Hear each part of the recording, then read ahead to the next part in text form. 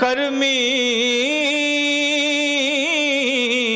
अपो अपनी के नेड़े के दूर जिन्नी नाम ते आया गए मसक्कत काल नानक ते मुख उजले केती छुट्टी नाल जिन्नी नाम ते आया गए मसक्कत काल नानक ते मुख उजले केती छुट्टी नाल। वाहिगुरु जी का खालसा वाहिगुरु जी की फतेह। सतगुर की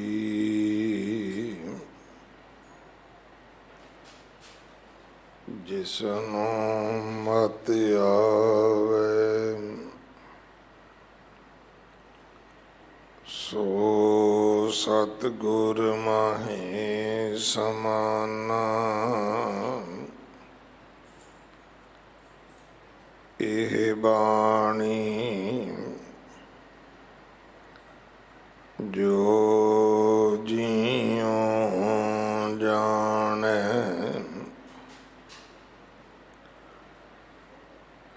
तिस अंतर रवै हर नाम। बाणी गुरु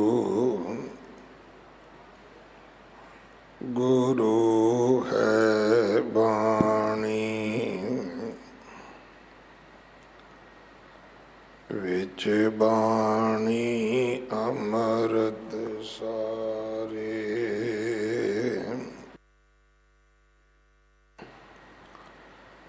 गुर बाणी कहे सेवक जन माने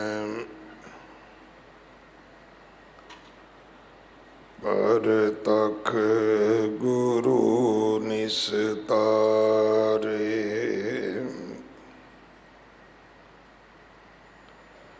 बाणी बिरलो विचारसी जे को गुरमुख होए। एह बाणी महापुरख की निज कर वासा होए।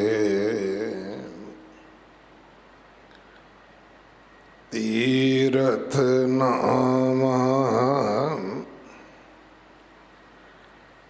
जे तिस पावा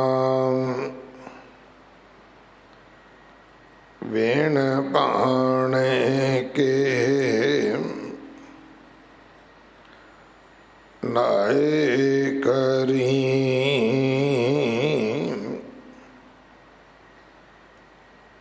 जेती सिरठ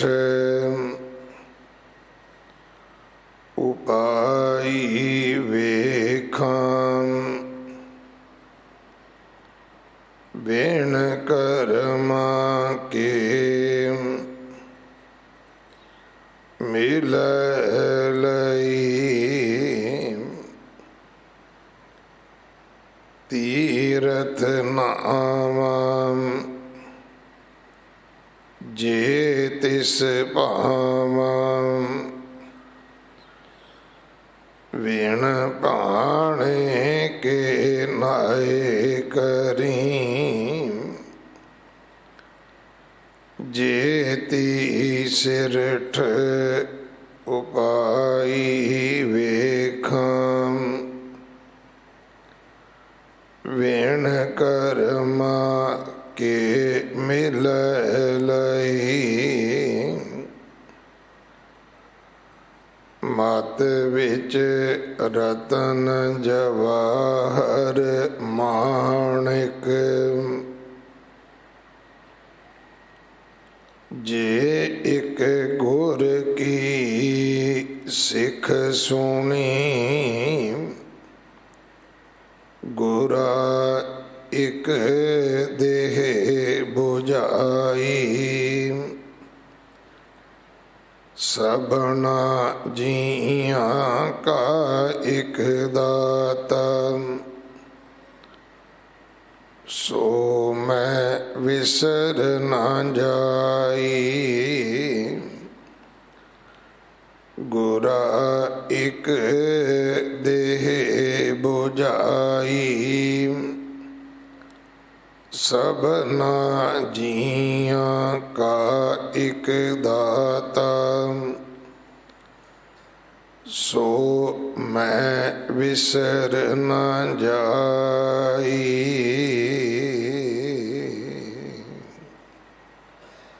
ਵਾਹਿਗੁਰੂ ਜੀ ਕਾ ਖਾਲਸਾ ਵਾਹਿਗੁਰੂ ਜੀ ਕੀ ਫਤਿਹ। ਜਪਜੀ ਸਾਹਿਬ ਜੀ ਦੀ ਬਾਣੀ ਦੀ ਇਹ 6ਵੀਂ ਪੌੜੀ, ਜਿਸ ਦਾ ਪਾਠ ਅੱਜ ਆਪ ਜੀ ਨੇ ਸਰਵਣ ਕੀਤਾ ਹੈ। ਇਸ ਪੌੜੀ ਦੀ ਵਿਚਾਰ ਸਿੱਖ ਕੌਮ ਦੇ ਮਹਾਨ ਵਿਦਵਾਨ ਭਾਈ ਹਰਪਾਲ ਸਿੰਘ ਜੀ, ਹੈਡ ਗ੍ਰੰਥੀ ਗੁਰਦੁਆਰਾ ਫਤਿਹਗੜ੍ਹ ਸਾਹਿਬ, ਆਪ ਜੀ ਨੂੰ ਸਰਵਣ ਕਰਵਾਉਣਗੇ। ਇਹ ਇੱਕ ਇੱਕ ਪੌੜੀ ਜਪਜੀ ਸਾਹਿਬ ਜੀ ਦੀ ਜੋ ਬਾਣੀ ਹੈ, ਇਹ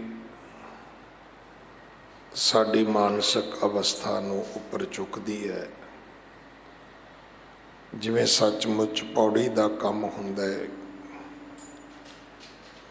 ਕਿ ਉਹ ਸਾਨੂੰ ਚੁੱਕਦੀ ਹੈ, ਲਿਫਟ ਕਰਦੀ ਹੈ, ਉੱਪਰ ਲੈ ਕੇ ਜਾਂਦੀ ਹੈ। ਇੱਕ ਇੱਕ ਪੌੜੀ ਵਿੱਚ ਇੱਕ ਇੱਕ ਮੁਕੰਮਲ ਸਿਧਾਂਤ ਸੱਚੇ ਪਾਤਸ਼ਾਹ ਜੀ ਨੇ ਸਾਡੀ ਝੋਲੀ ਵਿੱਚ ਪਾਇਆ ਹੈ।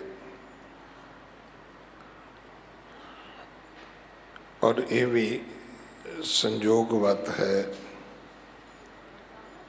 ਕਿ ਜਿੱਥੇ ਨੌਵੇਂ ਪਾਤਸ਼ਾਹ ਦੇ ਸ਼ਲੋਕਾਂ ਦੀ ਵਿਸਥਾਰਤ ਕਥਾ ਆਪਾਂ ਸੁਣੀ ਹੈ, ਉੱਥੇ ਜਪਜੀ ਸਾਹਿਬ ਜੀ ਦੀ ਕਥਾ ਸਾਨੂੰ ਪ੍ਰਾਪਤ ਹੋਈ, ਕਿਉਂਕਿ ਸਾਡੀ ਜ਼ਿੰਦਗੀ ਦਾ ਇਹ ਬਾਣੀ ਇੱਕ ਮੂਲ ਧੁਰਾ ਹੈ। ਬੱਚਾ ਜੰਮਦਾ ਹੈ, ਜਪਜੀ ਸਾਹਿਬ ਪੜ੍ਹ ਕੇ ਉਸ ਨੂੰ ਨਾਮ ਦੀ ਗੁੜਤੀ ਦਿੱਤੀ ਜਾਂਦੀ ਹੈ। ਬੰਦਾ ਮਰਦਾ ਹੈ ਤੇ ਜਪਜੀ ਸਾਹਿਬ ਦਾ ਪਾਠ ਕਰਦੇ ਆ ਉਹਦੀ ਚਿਖਾ ਚਿਣੀ ਜਾਂਦੀ ਹੈ। ਆਦਿ ਤੋਂ ਲੈ ਕੇ ਅੰਤ ਤੱਕ ਸਾਰੀ ਜ਼ਿੰਦਗੀ ਉਹਨੇ ਪਾਠ ਜਪਜੀ ਸਾਹਿਬ ਦਾ ਕਰਨਾ ਹੈ। ਸੋ ਆਓ ਧਾਗੇ ਤਵੀਤਾਂ ਹੋਰ ਅੰਧ ਵਿਸ਼ਵਾਸਾਂ ਚੋਂ ਨਿਕਲ ਕੇ ਆਪਾਂ ਸੱਚੇ ਪਾਤਸ਼ਾਹ ਜੀ ਦੀਆਂ ਬਖਸ਼ੀਆਂ ਹੋਈਆਂ ਦਾਤਾਂ ਦੀ ਮਹਿਮਾ ਵਡਿਆਈ ਨੂੰ ਦ੍ਰਿੜ ਕਰੀਏ। ਇਸ ਮਹੀਨੇ ਦੀ ਸੰਗਰਾਂਦ 14 ਤਰੀਕ ਨੂੰ ਹੈ। ਗੁਰੂ ਅਮਰਦਾਸ ਜੀ ਦਾ ਪ੍ਰਕਾਸ਼ ਗੁਰਪੁਰਬ 15 ਤਰੀਕ ਨੂੰ ਹੈ। ਅੰਮ੍ਰਿਤ ਸੰਚਾਰ ਹਰ ਐਤਵਾਰ 11 ਵਜੇ ਹੁੰਦਾ ਹੈ। ਗੁਰੂ ਘਰ ਦੀ ਸੇਵਾ ਵਿੱਚ ਗੁਰੂ ਕੇ ਲੰਗਰਾਂ ਵਾਸਤੇ ਰਸਦ, ਕੜਾ ਪ੍ਰਸ਼ਾਦ ਦੀ ਦੇਗ ਵਾਸਤੇ ਦੇਸੀ ਘਿਓ, ਬਾਲਾ ਸਾਹਿਬ ਹਸਪੀਟਲ ਵਾਸਤੇ ਬੈੱਡ ਤੋਂ ਲੈ ਕੇ ਵੈਂਟੀਲੇਟਰ ਤੱਕ ਕੋਈ ਵੀ ਸੇਵਾ ਆਪ ਜੀ ਭੇਜ ਸਕਦੇ ਹੋ। ਇਮਾਰਤ ਦੀ ਸੇਵਾ ਜਥੇਦਾਰ ਬਾਬਾ ਬਚਨ ਸਿੰਘ ਜੀ ਕਰਵਾ ਰਹੇ ਹਨ। ਵਲੰਟੀਅਰ ਸੇਵਾ ਦੇ ਵਿੱਚ ਆਪਣਾ ਹਿੱਸਾ ਜ਼ਰੂਰ ਪਾਓ ਤਾਂ ਕਿ ਆਪਾਂ ਸਾਰੇ ਰਲ ਮਿਲ ਕੇ ਗੁਰੂ ਘਰ ਦੀ ਸੇਵਾ ਕਰਦੇ ਹਾਂ, ਗੁਰੂ ਕੀਆਂ ਬਖਸ਼ਿਸ਼ਾਂ ਦੇ ਪਾਤਰ ਬਣੀਏ। ਜੋ 550 ਬੱਚੇ ਅਡਾਪਟ ਕੀਤੇ ਸਨ, ਉਹਨਾਂ ਬੱਚਿਆਂ ਦੀ ਸੇਵਾ ਨੂੰ ਅੱਗੇ ਚਲਾਈਏ। ਇਹ ਉਹ ਬੱਚੇ ਹਨ ਜਿਨ੍ਹਾਂ ਦੇ ਜਾਂ ਤਾਂ ਮਾਤਾ ਪਿਤਾ ਨਹੀਂ ਹੈਗੇ। ਜੇ ਮਾਤਾ ਪਿਤਾ ਹੈਗੇ ਨੇ ਤਾਂ ਬੱਚੇ ਜੋ ਪੜ੍ਹਦੇ ਨੇ, ਜਿਨ੍ਹਾਂ ਸਕੂਲਾਂ ਵਿੱਚ ਪੜ੍ਹਦੇ ਨੇ, ਉਹਨਾਂ ਦੀਆਂ ਫੀਸਾਂ, ਕਿਤਾਬਾਂ, ਵਰਦੀਆਂ ਪਰਿਵਾਰ ਦੇਣ ਦੇ ਸਮਰੱਥ ਨਹੀਂ ਹੈ। ਸੋ ਵਿਦਿਆ ਮਨੁੱਖ ਦਾ ਤੀਸਰਾ ਨੇਤਰ ਹੈ। ਇਸ ਸੇਵਾ ਦੇ ਵਿੱਚ ਆਪਣੇ ਪਰਿਵਾਰ ਵੱਲੋਂ ਸੇਵਾ ਕਰੀਏ। ਅਗਲੇ ਸਮੇਂ ਦੀ ਗੁਰਬਾਣੀ ਵਿਚਾਰ ਸਰਵਣ ਕਰੋ। ਵਾਹਿਗੁਰੂ ਜੀ ਕਾ ਖਾਲਸਾ, ਵਾਹਿਗੁਰੂ ਜੀ ਕੀ ਫਤਿਹ।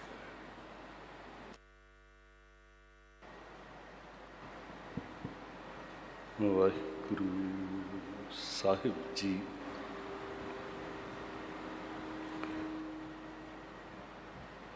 ਜਿਹੋ ਜਾਣਾ ਆਖਾਂ ਨਾਹੀਂ, ਕਹਿਣਾ ਕਥਨ ਨਾ ਜਾਈ। ਗੁਰਾ ਇੱਕ ਦੇਹ 부ਝਾਈ, ਸਭਨਾ ਜੀਆਂ ਕਾ ਇੱਕ ਦਾਤਾ। ਸੋ ਮੈਂ ਵਿਸਰ ਨਾ ਜਾਏ। ਗਰੀਬ ਨਿਵਾਜ਼। ਸ਼੍ਰੀ ਗੁਰੂ ਗ੍ਰੰਥ ਸਾਹਿਬ ਮਹਾਰਾਜ ਜੀ ਦੀ ਪਵਿੱਤਰ ਹਜ਼ੂਰੀ ਅੰਦਰ ਸਤਿਕਾਰ ਪਿਆਰ ਵਿੱਚ ਸਤਿਗੁਰੂ ਗੁਰੂ ਹਰਕ੍ਰਿਸ਼ਨ ਸੱਚੇ ਪਾਤਸ਼ਾਹ ਮਹਾਰਾਜ ਜੀ ਦੀ ਮੁਕੱਦਸ ਨਿਵਾਜੀ ਹੋਈ ਇਸ ਧਰਤੀ 'ਤੇ ਹਾਜ਼ਰੀ ਭਰ ਰਹੇ ਗੁਰਸਿੱਖ ਪਿਆਰਿਓ, ਗੁਰੂ ਅਸੀਸ ਸਾਂਝੀ ਕਰੋ। ਫਿਰ ਆਖੋ ਵਾਹਿਗੁਰੂ ਜੀ ਕਾ ਖਾਲਸਾ, ਵਾਹਿਗੁਰੂ ਜੀ ਕੀ ਫਤਿਹ। ਬਹੁਤ ਸਾਰੇ ਭਾਗਾਂ ਵਾਲੀਆਂ ਰੂਹਾਂ ਹੋਣਗੀਆਂ ਜਿਨ੍ਹਾਂ ਨੇ ਪਹਿਲਾਂ ਸ਼੍ਰੀ ਗੁਰੂ ਗ੍ਰੰਥ ਸਾਹਿਬ ਸੱਚੇ ਪਾਤਸ਼ਾਹ ਜੀ ਦੀ ਵਿਚਾਰ ਨੂੰ ਸੁਣਿਆ। ਸ਼ਬਦ ਜਪਜੀ ਸਾਹਿਬ ਜੀ ਤੋਂ ਲੈ ਕੇ ਸੰਪੂਰਨਤਾ ਤੱਕ ਜਿਨ੍ਹਾਂ ਨੇ ਸਰਵਣ ਕੀਤੇ ਆ। ਬਹੁਤ ਸਾਰੇ ਉਹ ਹੋਣਗੇ ਜਿਨ੍ਹਾਂ ਨੇ ਵਿੱਚ ਵਿਚਾਲੇ ਸ਼ੁਰੂ ਕੀਤਾ ਕਿਸੇ ਕਾਰਨ ਕਰਕੇ, ਤਾਂ ਫਿਰ ਸੁਭਾਗ ਸਾਨੂੰ ਮਿਲਿਆ। ਜਿਹੜੇ ਸਰੋਤੇ ਨੇ ਉਹਨਾਂ ਨੂੰ ਫਿਰ ਇਹ ਭਾਗਾਂ ਵਾਲਾ ਸਮਾਂ ਮਿਲਿਆ, ਇੱਕ ਇੱਕ ਬਚਨ ਸਤਿਗੁਰ ਜੀ ਦਾ ਬੈਠ ਕੇ ਵਿਚਾਰੀਏ। ਤੇ ਇਹ ਵਿਚਾਰ ਸੰਪੂਰਨ ਨਹੀਂ ਹੈ ਵੀ ਜੋ ਕਹਿ ਦਿੱਤਾ ਹੈ ਇਹੀ ਆਖਰੀ ਵਿਚਾਰ ਹੈ। ਜਿੰਨੀ ਵਾਰ ਚੁੱਭੀ ਲਾਉਂਦੇ ਜਾਵਾਂਗੇ ਉਨੀ ਵਾਰ ਗਹਿਰੇ ਤਲ ਤੋਂ ਬਹੁਤ ਸਾਰੇ ਮਾਣਕ, ਅਮੋਲਕ ਰਤਨ ਸਾਨੂੰ ਪ੍ਰਾਪਤ ਹੋਣਗੇ। ਇਸ ਵਾਸਤੇ ਜਿੰਨੀ ਵਾਰੀ ਚੁੱਭੀ ਲਾਈਏ ਉਨੀ ਵਾਰੀ ਥੋੜ੍ਹੀ ਹੈ। ਸਾਨੂੰ ਮਹਾਰਾਜ ਨੇ ਹੁਕਮ ਕੀਤਾ ਇਸ ਕਿਰਿਆ ਨੂੰ ਰਿਪੀਟ ਕਰਨ ਦਾ। ਜਦੋਂ ਮਹਾਰਾਜ ਕਹਿੰਦੇ ਬਾਰੰਬਾਰ ਬਾਰ ਪ੍ਰਭ ਜਪੀਐ, ਇਸ ਕਿਰਿਆ ਨੂੰ ਦੁਹਰਾਉਣ ਦਾ ਹੁਕਮ ਕੀਤਾ ਮਹਾਰਾਜ ਨੇ। ਬਾਰ-ਬਾਰ ਸਿੱਖ ਸ਼ਬਦ ਨੂੰ ਪੜ੍ਹਦਾ ਹੈ, ਸ਼ਬਦ ਨੂੰ ਵਿਚਾਰਦਾ ਹੈ, ਬਾਰ-ਬਾਰ ਸਿੱਖ ਵਾਹਿਗੁਰੂ ਜੀ ਨੂੰ ਯਾਦ ਕਰਦਾ ਹੈ। ਤਾਂ ਇਹ ਬੜੀ ਵੱਡੀ ਕਿਰਪਾ ਹੋਈ। ਬਚਨ ਤੁਸੀਂ ਸੁਣਿਆ ਜਪਜੀ ਸਾਹਿਬ ਜੀ ਦੀ ਬਾਣੀ, ਜਿਹਦਾ ਨਾਮ ਜਪ ਸਰਲੇਖ ਹੈ ਬਾਣੀ ਦਾ। ਸਤਿਕਾਰ ਵਜੋਂ ਜੀ ਤੇ ਸਾਹਿਬ ਸ਼ਬਦ ਅਸੀਂ ਆਪਣੇ ਕੋਲੋਂ ਲਾਉਂਦੇ ਹਾਂ। ਮੂਲ ਮੰਤਰ ਦੀ ਸੰਪੂਰਨਤਾ ਤੋਂ ਬਾਅਦ ਬਾਣੀ ਦਾ ਸਰਲੇਖ ਸ਼ੁਰੂ ਹੁੰਦਾ ਜਪ। ਧੰਨ ਸ਼੍ਰੀ ਗੁਰੂ ਗ੍ਰੰਥ ਸਾਹਿਬ ਮਹਾਰਾਜ ਦੇ ਬਾਣੀਆਂ ਦੇ ਸਰਲੇਖ ਜਿਨ੍ਹਾਂ ਦੇ ਦਿੱਤੇ ਨੇ, ਜਾਂ ਬਾਣੀ ਦੀ ਬਣਤਰ 'ਚੋਂ ਸਭ ਤੋਂ ਪਹਿਲੀ ਬਾਣੀ ਹੈ। ਮਹਾਰਾਜ ਨੇ ਇਹਦੇ ਪਹਿਲਾਂ ਵੀ ਤੇ ਫਿਰ ਜਪ ਲਿਖ ਕੇ ਬਾਅਦ ਵਿੱਚ ਵੀ ਦੋ ਡੰਡੀਆਂ ਇਹਦੀ ਵਿਸ਼ੇਸ਼ਤਾ ਨੂੰ ਪ੍ਰਗਟ ਕਰਨ ਵਾਸਤੇ ਲਾਈਆਂ। ਜਪ ਬਾਣੀ ਆਰੰਭ ਹੋ ਗਈ।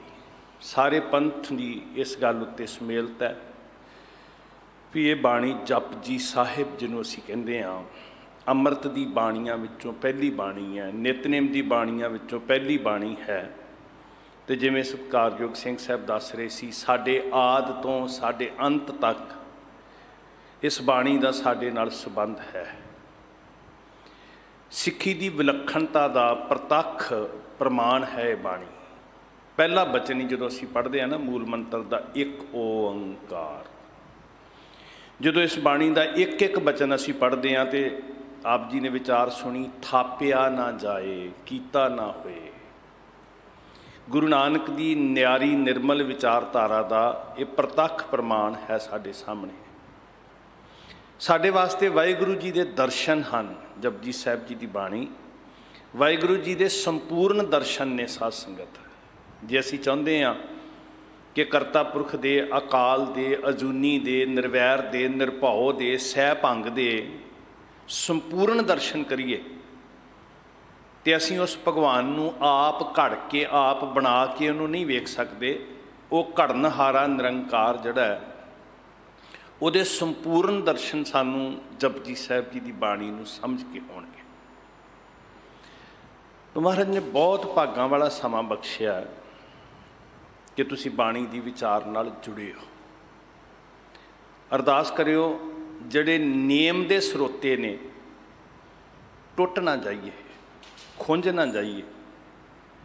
ਇਹ ਖਜ਼ਾਨੇ ਨੂੰ ਰੱਜ ਰੱਜ ਕੇ ਮਾਣੀਏ, ਲੁੱਟੀਏ। ਗੁਰੂ ਸਾਹਿਬ ਨੇ ਕਿਹਾ ਲੁੱਟੋ ਇਹਨੂੰ। ਤੋ ਬਚਨ ਇੱਥੋਂ ਆਰੰਭ ਹੋਇਆ, ਤੀਰਥ ਨਾਵਣ ਜਾਓ। ਬਚਨ ਹੈ ਤੀਰਥ ਨਾਵਾਂ ਜੇ ਤਿਸ ਪਾਵਾਂ। ਖਿਮਾ ਕਰਨਾ, ਅਸੀਂ ਬੜੀ ਵਾਰ ਇਹ ਸ਼ਬਦ ਦਾ ਪ੍ਰਮਾਣ ਵਰਤਦੇ ਹਾਂ, ਤੀਰਥ ਨਾਵਣ ਜਾਓ। ਤੀਰਥ ਨਾਮ ਹੈ। ਜਦੋਂ ਸ਼ਬਦ ਤੀਰਥ ਆਉਂਦਾ ਤੇ ਸਾਡੀ ਮਾਨਸਿਕਤਾ ਇੱਕਦਮ ਉਹਨਾਂ ਨਦੀਆਂ, ਨਾਲਿਆਂ, ਉਹਨਾਂ ਤਲਾਬਾਂ, ਉਹਨਾਂ ਤੱਟਾਂ ਵੱਲ ਜਾਂਦੀ ਹੈ ਜਿੱਥੇ ਦੁਨੀਆ ਨਹਾ ਕੇ ਸੋਚਦੀ ਸੀ ਮੁਕਤ ਹੋ ਜਾਵਾਂਗੇ। ਅਸੀਂ ਆਪਣੇ ਵਿਖਿਆਨ ਦੇ ਵਿੱਚ ਜਿੰਨਾ ਕੁਝ ਜ਼ਿਕਰ ਕਰਦੇ ਹਾਂ ਉਹਨਾਂ ਨਦੀਆਂ ਨਾਲਿਆਂ ਦਾ ਕਰਦੇ ਹਾਂ, ਫਿਰ ਉਹਨਾਂ ਟਿਕਾਣਿਆਂ ਮੁਕਾਮਾਂ ਦਾ ਕਰਦੇ ਹਾਂ ਜਿੱਥੇ ਦੁਨੀਆ ਸਮਝਦੀ ਹੈ ਕਿ ਨਹਾਵਾਂਗੇ ਰੱਬ ਮਿਲ ਜਾਏਗਾ, ਨਹਾਵਾਂਗੇ ਪਾਪ ਕੱਟੇ ਜਾਣਗੇ, ਨਹਾਵਾਂਗੇ ਮੁਕਤ ਹੋ ਜਾਗੇ। ਪਰ ਸਾਧ ਸੰਗਤ, ਜਦੋਂ ਥੋੜ੍ਹਾ ਜਿਹਾ ਸਹਿਜ ਨਾਲ ਸਮਝਣ ਦਾ ਯਤਨ ਕਰਾਂਗੇ ਤੇ ਗੱਲ ਸਿਰਫ ਨਹਾਉਣ ਦੀ ਨਹੀਂ ਹੈ। ਅਸੀਂ ਸੁਰਖਰੂ ਹੋ ਜਾਂਦੇ ਹਾਂ ਨਾ ਜੀ। ਖਾਸ ਕਰਕੇ ਮੈਂ ਆਪਣੀ ਗੱਲ ਕਰਦਾ, ਵਿਆਖਿਆ ਕਰਦੇ ਹਾਂ, ਅਸੀਂ ਬਰੀ ਹੋ ਜਾਂਦੇ ਹਾਂ ਜਦੋਂ ਗੱਲ ਅਸੀਂ ਸਿਰਫ ਤੀਰਥ ਦੀ ਕਰਦੇ ਹਾਂ ਤੇ ਉਂਗਲ ਕਿਸੇ ਵੱਲ ਹੁੰਦੀ ਹੈ। ਵੈਸੇ ਸੱਚੇ ਪਾਤਸ਼ਾਹ ਜੀ ਨੇ ਮੋਹਰ ਨਹੀਂ ਲਾਈ ਵੀ ਅਸੀਂ ਉਂਗਲਾਂ ਤੇ ਗਿਣਤੀ ਗਿਣਨੀ ਸ਼ੁਰੂ ਕਰ ਦਈਏ ਤੇ ਕਹੀਏ ਵੀ ਜਿੱਦਣ 68 ਹੋ ਜਾਣਗੇ, 68 ਹੋ ਜਾਣਗੇ, ਉਦਣ ਮੁਕਤੀ ਹੋ ਜਾਏਗੀ। ਇਹ ਨਿਰੋਲ ਭਰਮ ਹੈ। ਪਰ ਜਦੋਂ ਸ਼ਬਦ ਇੱਥੇ ਆਇਆ ਤੀਰਥ ਨਾਵਾਂ ਜੇ ਤਿਸ ਭਾਵਾਂ, ਤੇ ਗੱਲ ਸਿਰਫ ਨਦੀ ਤੇ, ਤੱਟ ਤੇ, ਕਿਸੇ ਤਲਾਬ ਤੇ, ਕਿਸੇ ਮੁਕਾਮ ਤੇ ਨਹਾਉਣ ਦੀ ਨਹੀਂ ਹੈ। ਮਤਲਬ ਇਹ ਹੈ ਕਿ ਬੰਦਾ ਰੱਬ ਨੂੰ ਪਾਉਣ ਵਾਸਤੇ, ਰੱਬ ਨੂੰ ਰਿਝਾਉਣ ਵਾਸਤੇ ਬੜੇ ਕਰਮ ਕਰਦਾ ਹੈ। ਸਿਰਫ ਨਦੀ ਤੇ ਨਹੀਂ ਨਹਾਉਂਦਾ। ਜਦੋਂ ਅਸੀਂ ਆਪਣੇ ਵੱਲ ਝਾਤੀ ਮਾਰਾਂਗੇ ਅਸੀਂ ਵੀ ਬੜੇ ਕਰਮ ਕਰਦੇ ਹਾਂ। ਸਾਡਾ ਪ੍ਰੀਤਮ, ਸਾਡਾ ਪਿਆਰਾ, ਸਾਡਾ ਪਰਮੇਸ਼ਰ ਸਾਡੇ ਤੇ ਰੀਝ ਜਾਵੇ, ਬਹੁਤ ਕਰਮ ਕਰਦੇ ਅਸੀਂ।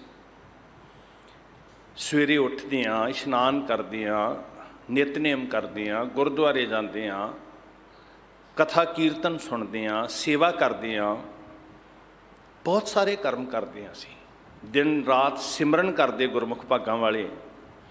ਮਕਸਦ ਸਾਡਾ ਵੀ ਕੀ ਹੈ ਕਿ ਵਾਹਿਗੁਰੂ ਰੀਝ ਜਾਏ। ਉਹ ਵੱਖਰੀ ਗੱਲ ਹੈ ਵੀ ਕਿਸੇ ਨੂੰ ਸਿੱਖਿਆ ਮਿਲੀ ਕਿ ਨਦੀਆਂ ਤੇ ਨਹਾਉਣਾ ਹੈ, ਸਾਨੂੰ ਸਿੱਖਿਆ ਮਿਲੀ ਭਾਈ ਤੂੰ ਅੰਮ੍ਰਿਤ ਵੇਲੇ ਉੱਠਣਾ, ਨਾਮ ਜਪਣਾ। ਸਾਡਾ ਨਾਮ ਹੀ ਤੀਰਥ ਹੈ। ਪਰ ਨਿਸ਼ਾਨਾ ਕੀ ਹੈ? ਵਾਹਿਗੁਰੂ ਜੀ ਨੂੰ ਰਿਝਾਉਣਾ। ਤੀਰਥ ਤੇ ਨਹਾਉਣ ਵਾਲੇ ਦਾ ਵੀ ਨਿਸ਼ਾਨਾ ਇਹ ਹੈ, ਮਤਲਬ ਕਰਮਕਾਂਡ ਕਰਨ ਵਾਲੇ ਦਾ ਵੀ ਉਹ ਵੱਖਰੀ ਗੱਲ ਕਿ ਗੁਰੂ ਦਾ ਗਿਆਨ ਨਹੀਂ ਮਿਲਿਆ ਤੇ ਉਹ ਆਪਣੇ ਢੰਗ ਨਾਲ ਕਰ ਰਿਹਾ। ਸਾਨੂੰ ਗੁਰੂ ਦਾ ਗਿਆਨ ਮਿਲਿਆ, ਅਸੀਂ ਵੀ ਕਰਮ ਕਰ ਰਹੇ ਹਾਂ, ਅਸੀਂ ਆਪਣੇ ਢੰਗ ਨਾਲ ਕਰ ਰਹੇ ਹਾਂ। ਮਕਸਦ ਦੋਨਾਂ ਦਾ ਕੀ ਹੈ ਕਿ ਮੇਰਾ ਪਰਮੇਸ਼ਰ ਰੀਝ ਜਾਏ, ਮੈਨੂੰ ਕੁਝ ਮਿਲ ਜਾਵੇ। ਉਹ ਮੰਗ ਵੱਖਰੀ ਵੱਖਰੀ ਹੋ ਸਕਦੀ ਹੈ। ਕਿਸੇ ਦੀ ਮੰਗ ਮੁਕਤੀ ਹੋ ਸਕਦੀ ਹੈ, ਕਿਸੇ ਦੀ ਮੰਗ ਸਵਰਗ ਹੋ ਸਕਦੀ ਹੈ, ਕਿਸੇ ਦੀ ਮੰਗ ਵਾਹਿਗੁਰੂ ਵਿੱਚ ਲੀਨ ਹੋਣਾ ਹੋ ਸਕਦਾ ਹੈ। ਕੁਛ ਤੇ ਚਾਹ ਰਹੇ ਹਾਂ ਨਾ, ਕਰਮ ਕਰ ਰਹੇ ਹਾਂ ਅਸੀਂ ਕਿ ਵਾਹਿਗੁਰੂ ਸਾਡੇ ਤੇ ਰੀਝੇ, ਖੁਸ਼ ਹੋਵੇ, ਸਾਡੀ ਮੰਗ ਪੂਰੀ ਹੋ ਜਾਏ, ਜਨਮ ਮਰਨ ਕੱਟਿਆ ਜਾਏ। ਜਾਂ ਕੋਈ ਕਹਿੰਦਾ ਮੈਨੂੰ ਪਦਾਰਥ ਪ੍ਰਾਪਤ ਹੋ ਜਾਣ। ਪਦਾਰਥ ਮੰਗਣਾ ਵੀ ਕਿਹੜਾ ਗੁਨਾਹ ਹੈ ਜੀ? ਮੈਂ ਬੜੇ ਨੇਮ ਨਾਲ ਗੁਰਦੁਆਰੇ ਜਾਂਦਾ, ਮੇਰਾ ਵਾਹਿਗੁਰੂ ਟੁੱਟ ਪਏਗਾ, ਮੇਰੀ ਮੰਗ ਪੂਰੀ ਕਰ ਦੇਗਾ।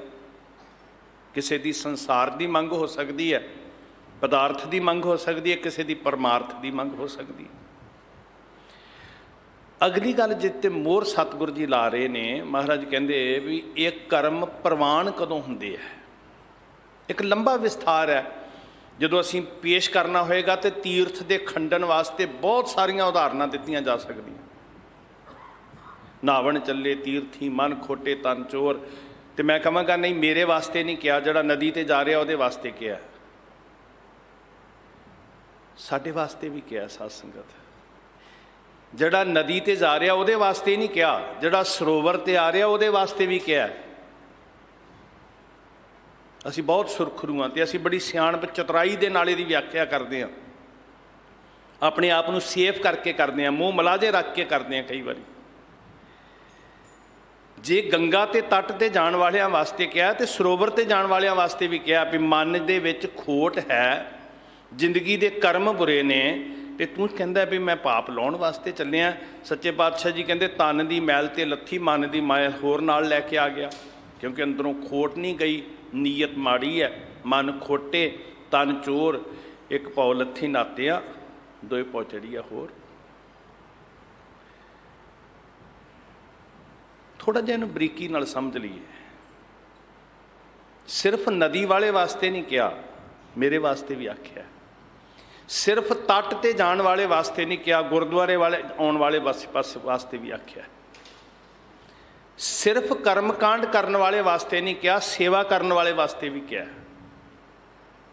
ਕੋਈ ਭਾਂਡੇ ਮਾਂਜ ਰਿਹਾ, ਕੋਈ ਹੱਠ ਕਰ ਰਿਹਾ।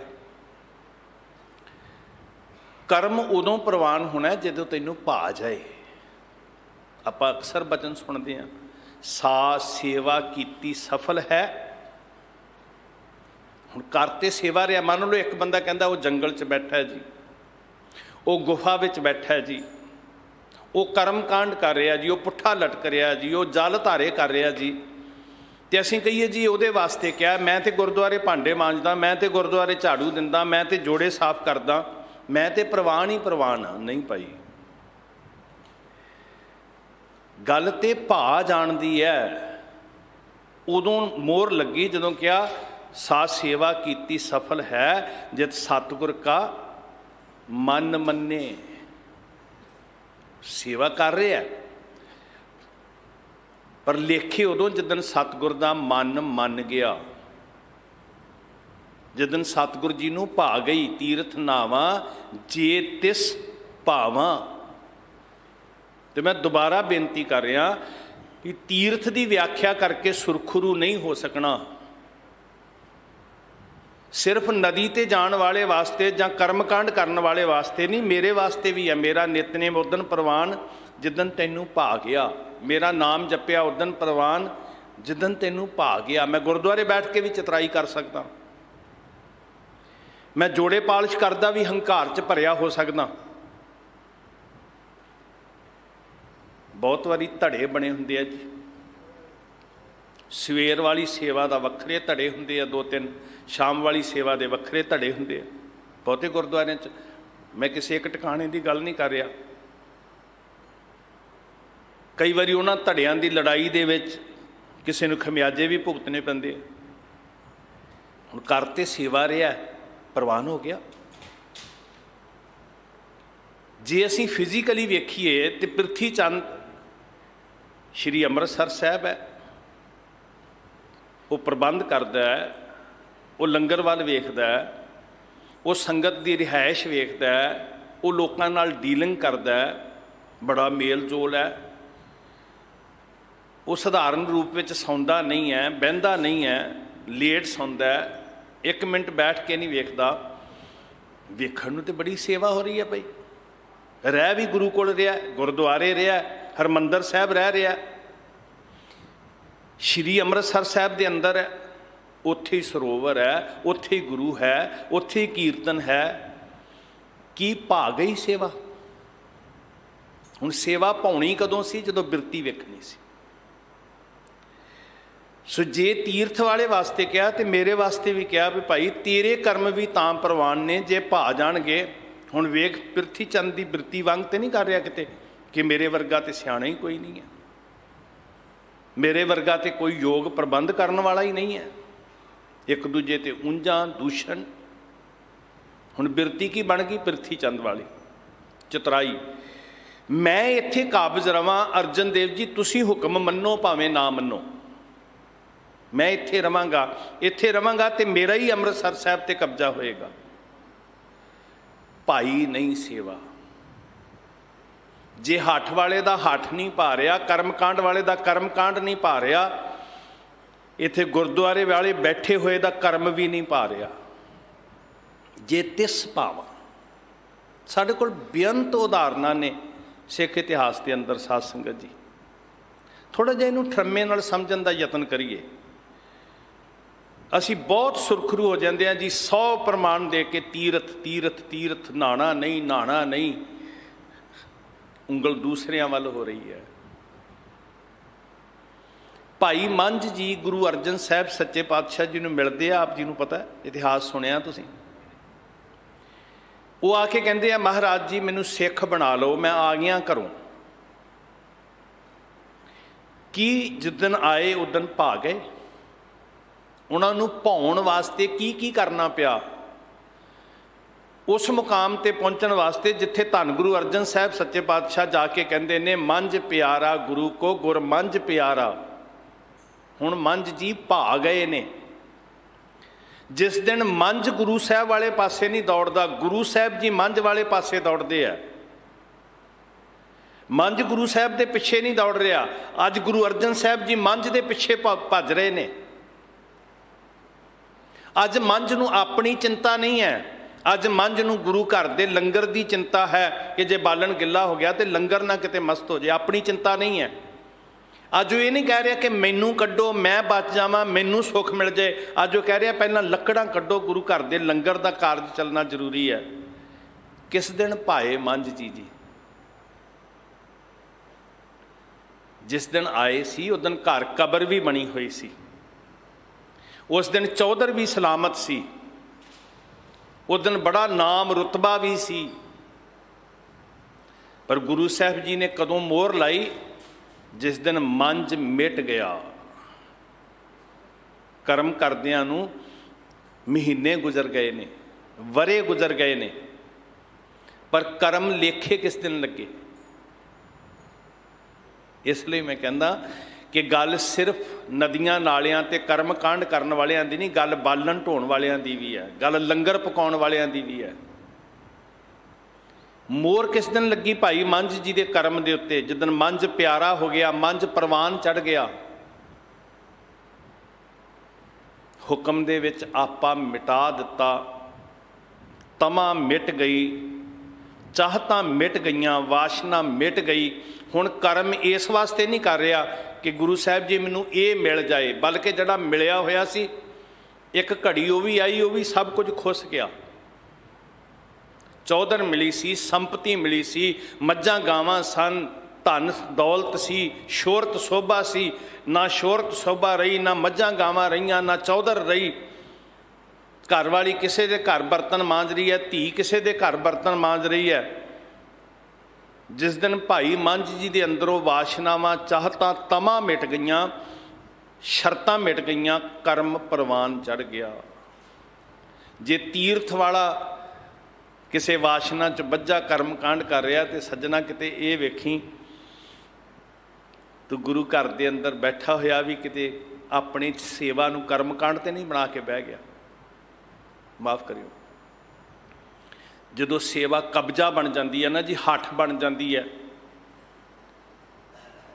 ਇੱਥੋਂ ਤੱਕ ਕਬਜ਼ਾ ਹੋ ਜਾਂਦਾ ਵੀ ਜੇ ਇਸ ਨੁੱਕਰ ਵਿੱਚ ਤੌਲੀਆ ਮੈਂ ਫੇਰਦਾ ਤੇ ਮੈਂ ਹੀ ਫੇਰਾਂਗਾ, ਮੇਰਾ ਅਧਿਕਾਰ ਹੈ। ਜੇ ਪਾਣੀ ਦੀ ਬਾਲਟੀ ਨੂੰ ਮੈਂ ਹੱਥ ਲਾਉਂਦਾ ਤੇ ਮੈਂ ਹੀ ਲਵਾਂਗਾ, ਮੇਰਾ ਅਧਿਕਾਰ ਹੈ। ਕੀ ਭਾ ਜਾਏਗਾ ਉਹ ਗੁਰਦੁਆਰੇ ਬੈਠਾ ਹੋਇਆ ਬੰਦਾ? ਇੱਥੇ ਤੇ ਸਾਰਾ ਕੁਝ ਦੂਜੇ ਨੂੰ ਸੌਂਪਣਾ ਪੈਂਦਾ। ਵੀਰਾ, ਮੇਰੇ ਤੋਂ ਪਹਿਲਾਂ ਤੂੰ ਮੱਥਾ ਟੇਕ ਲੈ, ਮੇਰੇ ਤੋਂ ਪਹਿਲਾਂ ਤੂੰ ਸੇਵਾ ਕਰ ਲੈ, ਤੈਨੂੰ ਗੁਰੂ ਦੀ ਖੁਸ਼ੀ ਮਿਲ ਜਾਏ। ਮੇਰੇ ਤੋਂ ਪਹਿਲਾਂ ਤੂੰ ਕਤਾਰ ਵਿੱਚ ਅੱਗੇ ਲੱਗ ਜਾ, ਤੇਰਾ ਮੱਥਾ ਟੇਕਿਆ ਆਪਣੇ ਆਪ, ਤੇਰਾ ਦੂਜੇ ਦਾ ਵੇਖੋ ਤਿਆਗ ਵਾਲੇ ਦਾ ਆਪੇ ਹੀ ਪ੍ਰਵਾਨ ਹੋ ਜਾਣਾ ਹੈ।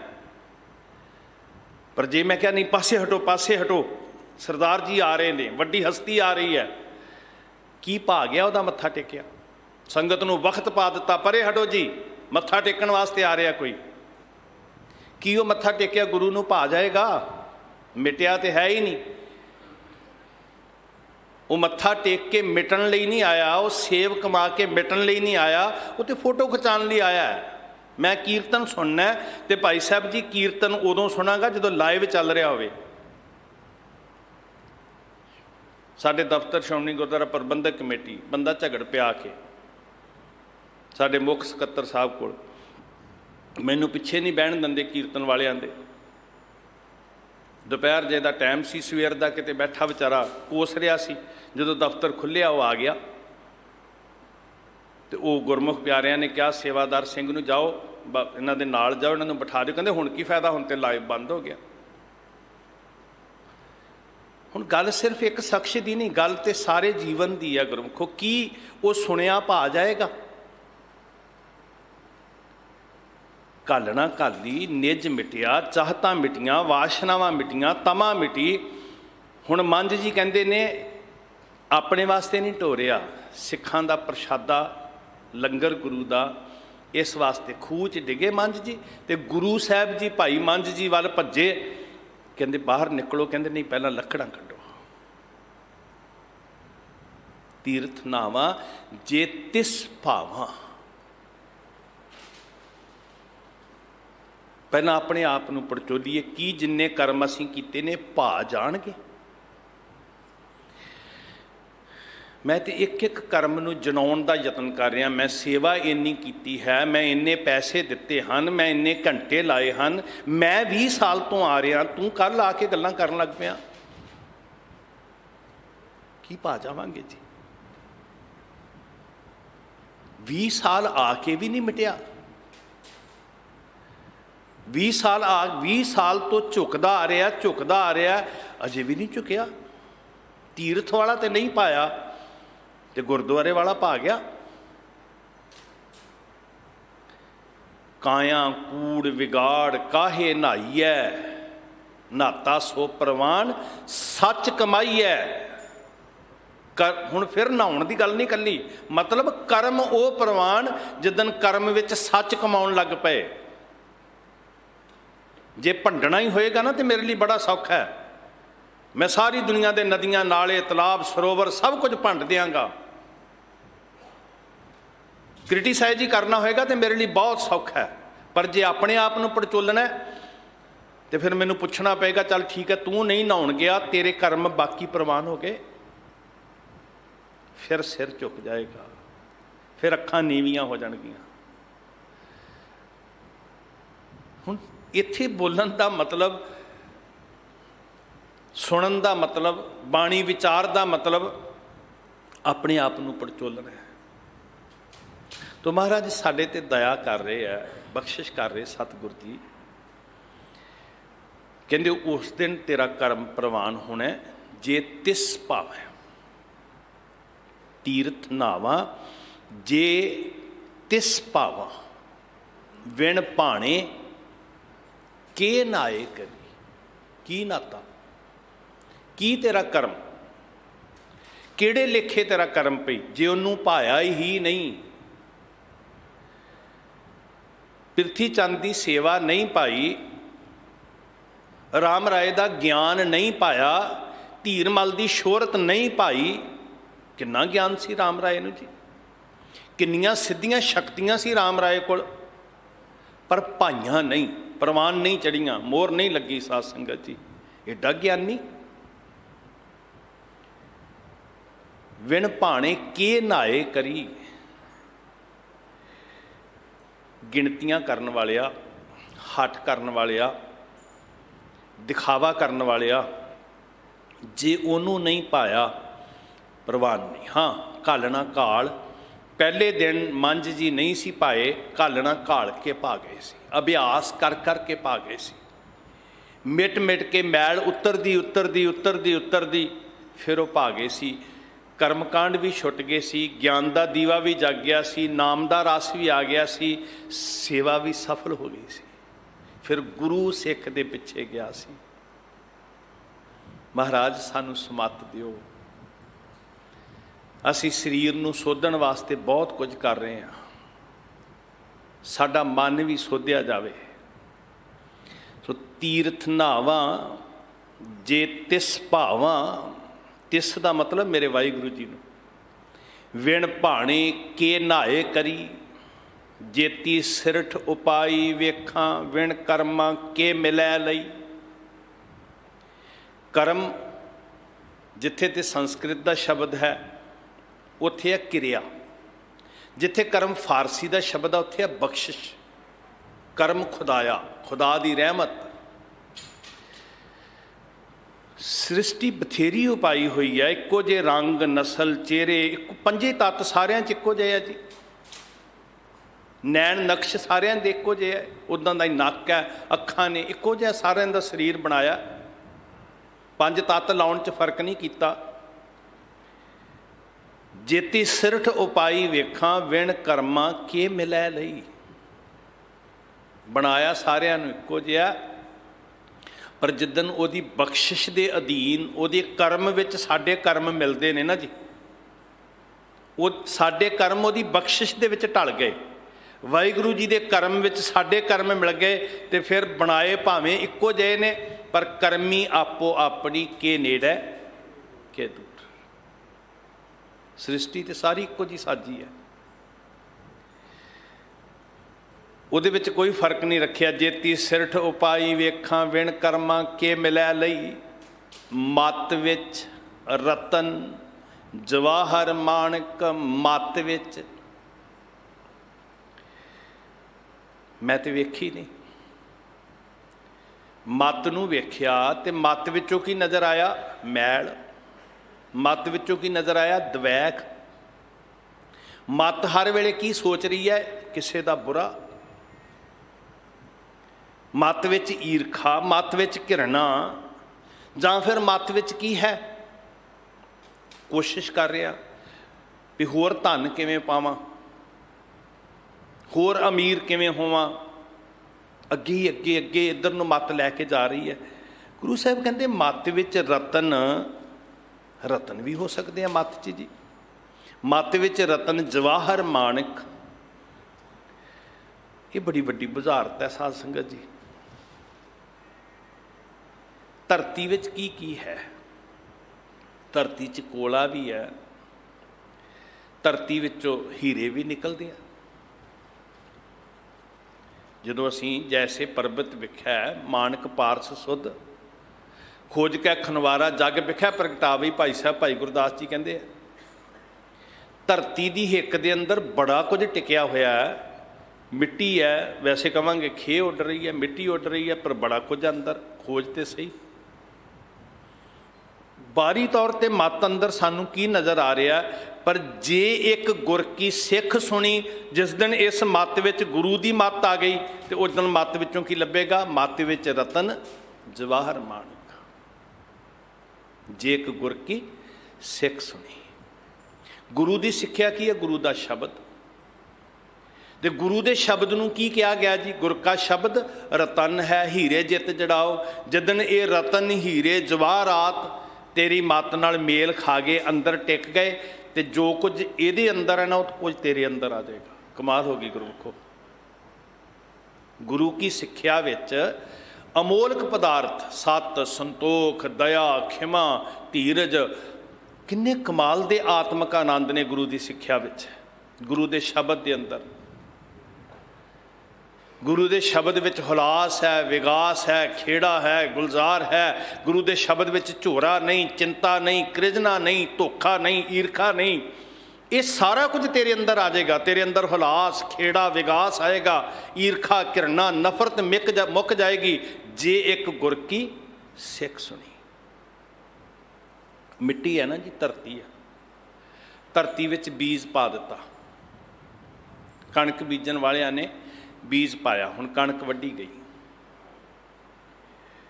10-20 ਕਿਲੋ ਬੀਜ ਪਾਇਆ, 50 ਕਿਲੋ ਬੀਜ ਪਾਇਆ, ਤੇ ਜ਼ਿਮੀਦਾਰ ਨੂੰ ਪੁੱਛੋ ਵੀ ਕਿੰਨੀ ਕਣਕ ਲੈ ਕੇ ਆਇਆ? ਕਹਿੰਦਾ ਜੀ 18, 20, 30 ਕੁਇੰਟਲ ਹੋ ਗਈ। ਜਿੱਥੇ 18, 20 ਕਿਲੋ ਬੀਜ ਪਾਇਆ ਸੀ, ਉਹ ਕਹਿੰਦਾ ਜੀ 10, 15, 18 ਵੀ ਜਿੰਨੇ ਜਿੰਨੇ ਸਮੇਂ ਦਾ ਝਾੜ ਹੁੰਦਾ। ਬੜੀ ਬਰਕਤ ਪਈ ਹੈ ਜੀ। ਕੀ ਪਾਇਆ ਸੀ ਮਿੱਟੀ 'ਚ? ਬੀਜ।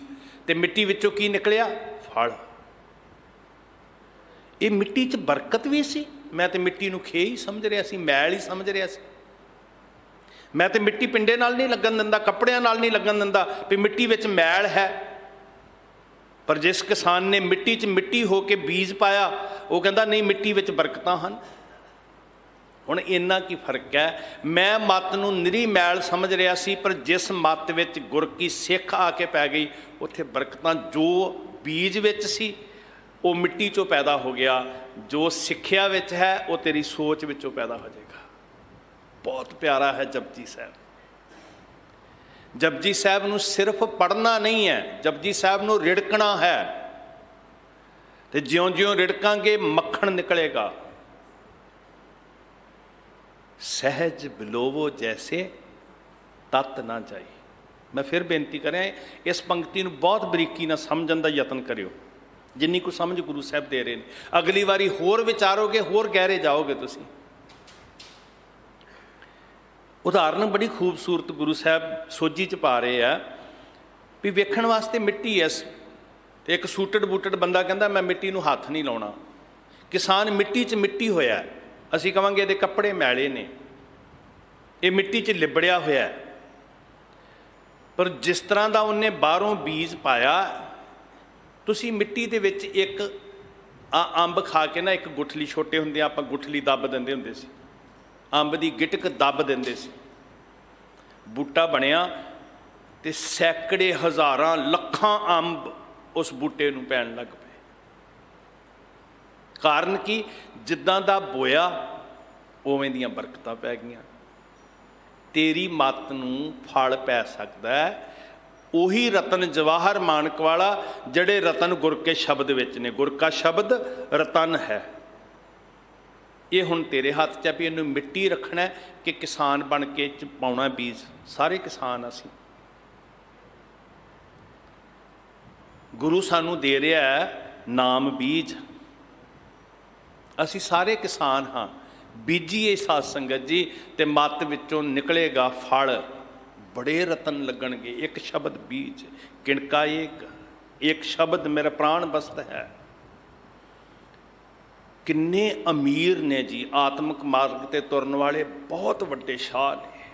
ਤਾਈਓ ਤੇ ਕਿਹਾ, ਜਿਸ ਨੂੰ ਬਖਸ਼ਿਆ ਸਿਫਤ ਸਲਾਹ, ਨਾਨਕ ਪਾਤਸ਼ਾਹ ਹੀ ਪਾਤਸ਼ਾਹ। ਉਹਦੇ ਵਰਗਾ ਧਨੀ ਦੁਨੀਆ ਤੇ ਕੌਣ ਹੋ ਸਕਦਾ ਜੀ? ਕੀ ਕੀਤਾ ਗੁਰੂ ਨਾਨਕ ਸਾਹਿਬ ਨੇ ਜਾ ਕੇ? ਜਿੱਦਣ ਬਾਬਾ ਲਹਿਣਾ ਜੀ ਮਿਲਦੇ ਆ, ਮਹਾਰਾਜ ਜੀ ਦੂਜੀ ਸਵੇਰ ਜਿਹੜੀ ਅਗਲੇ ਦਿਨ ਦੀ ਪ੍ਰਭਾਤ ਹੋਈ, ਮਹਾਰਾਜ ਨਾਲ ਲੈ ਗਏ।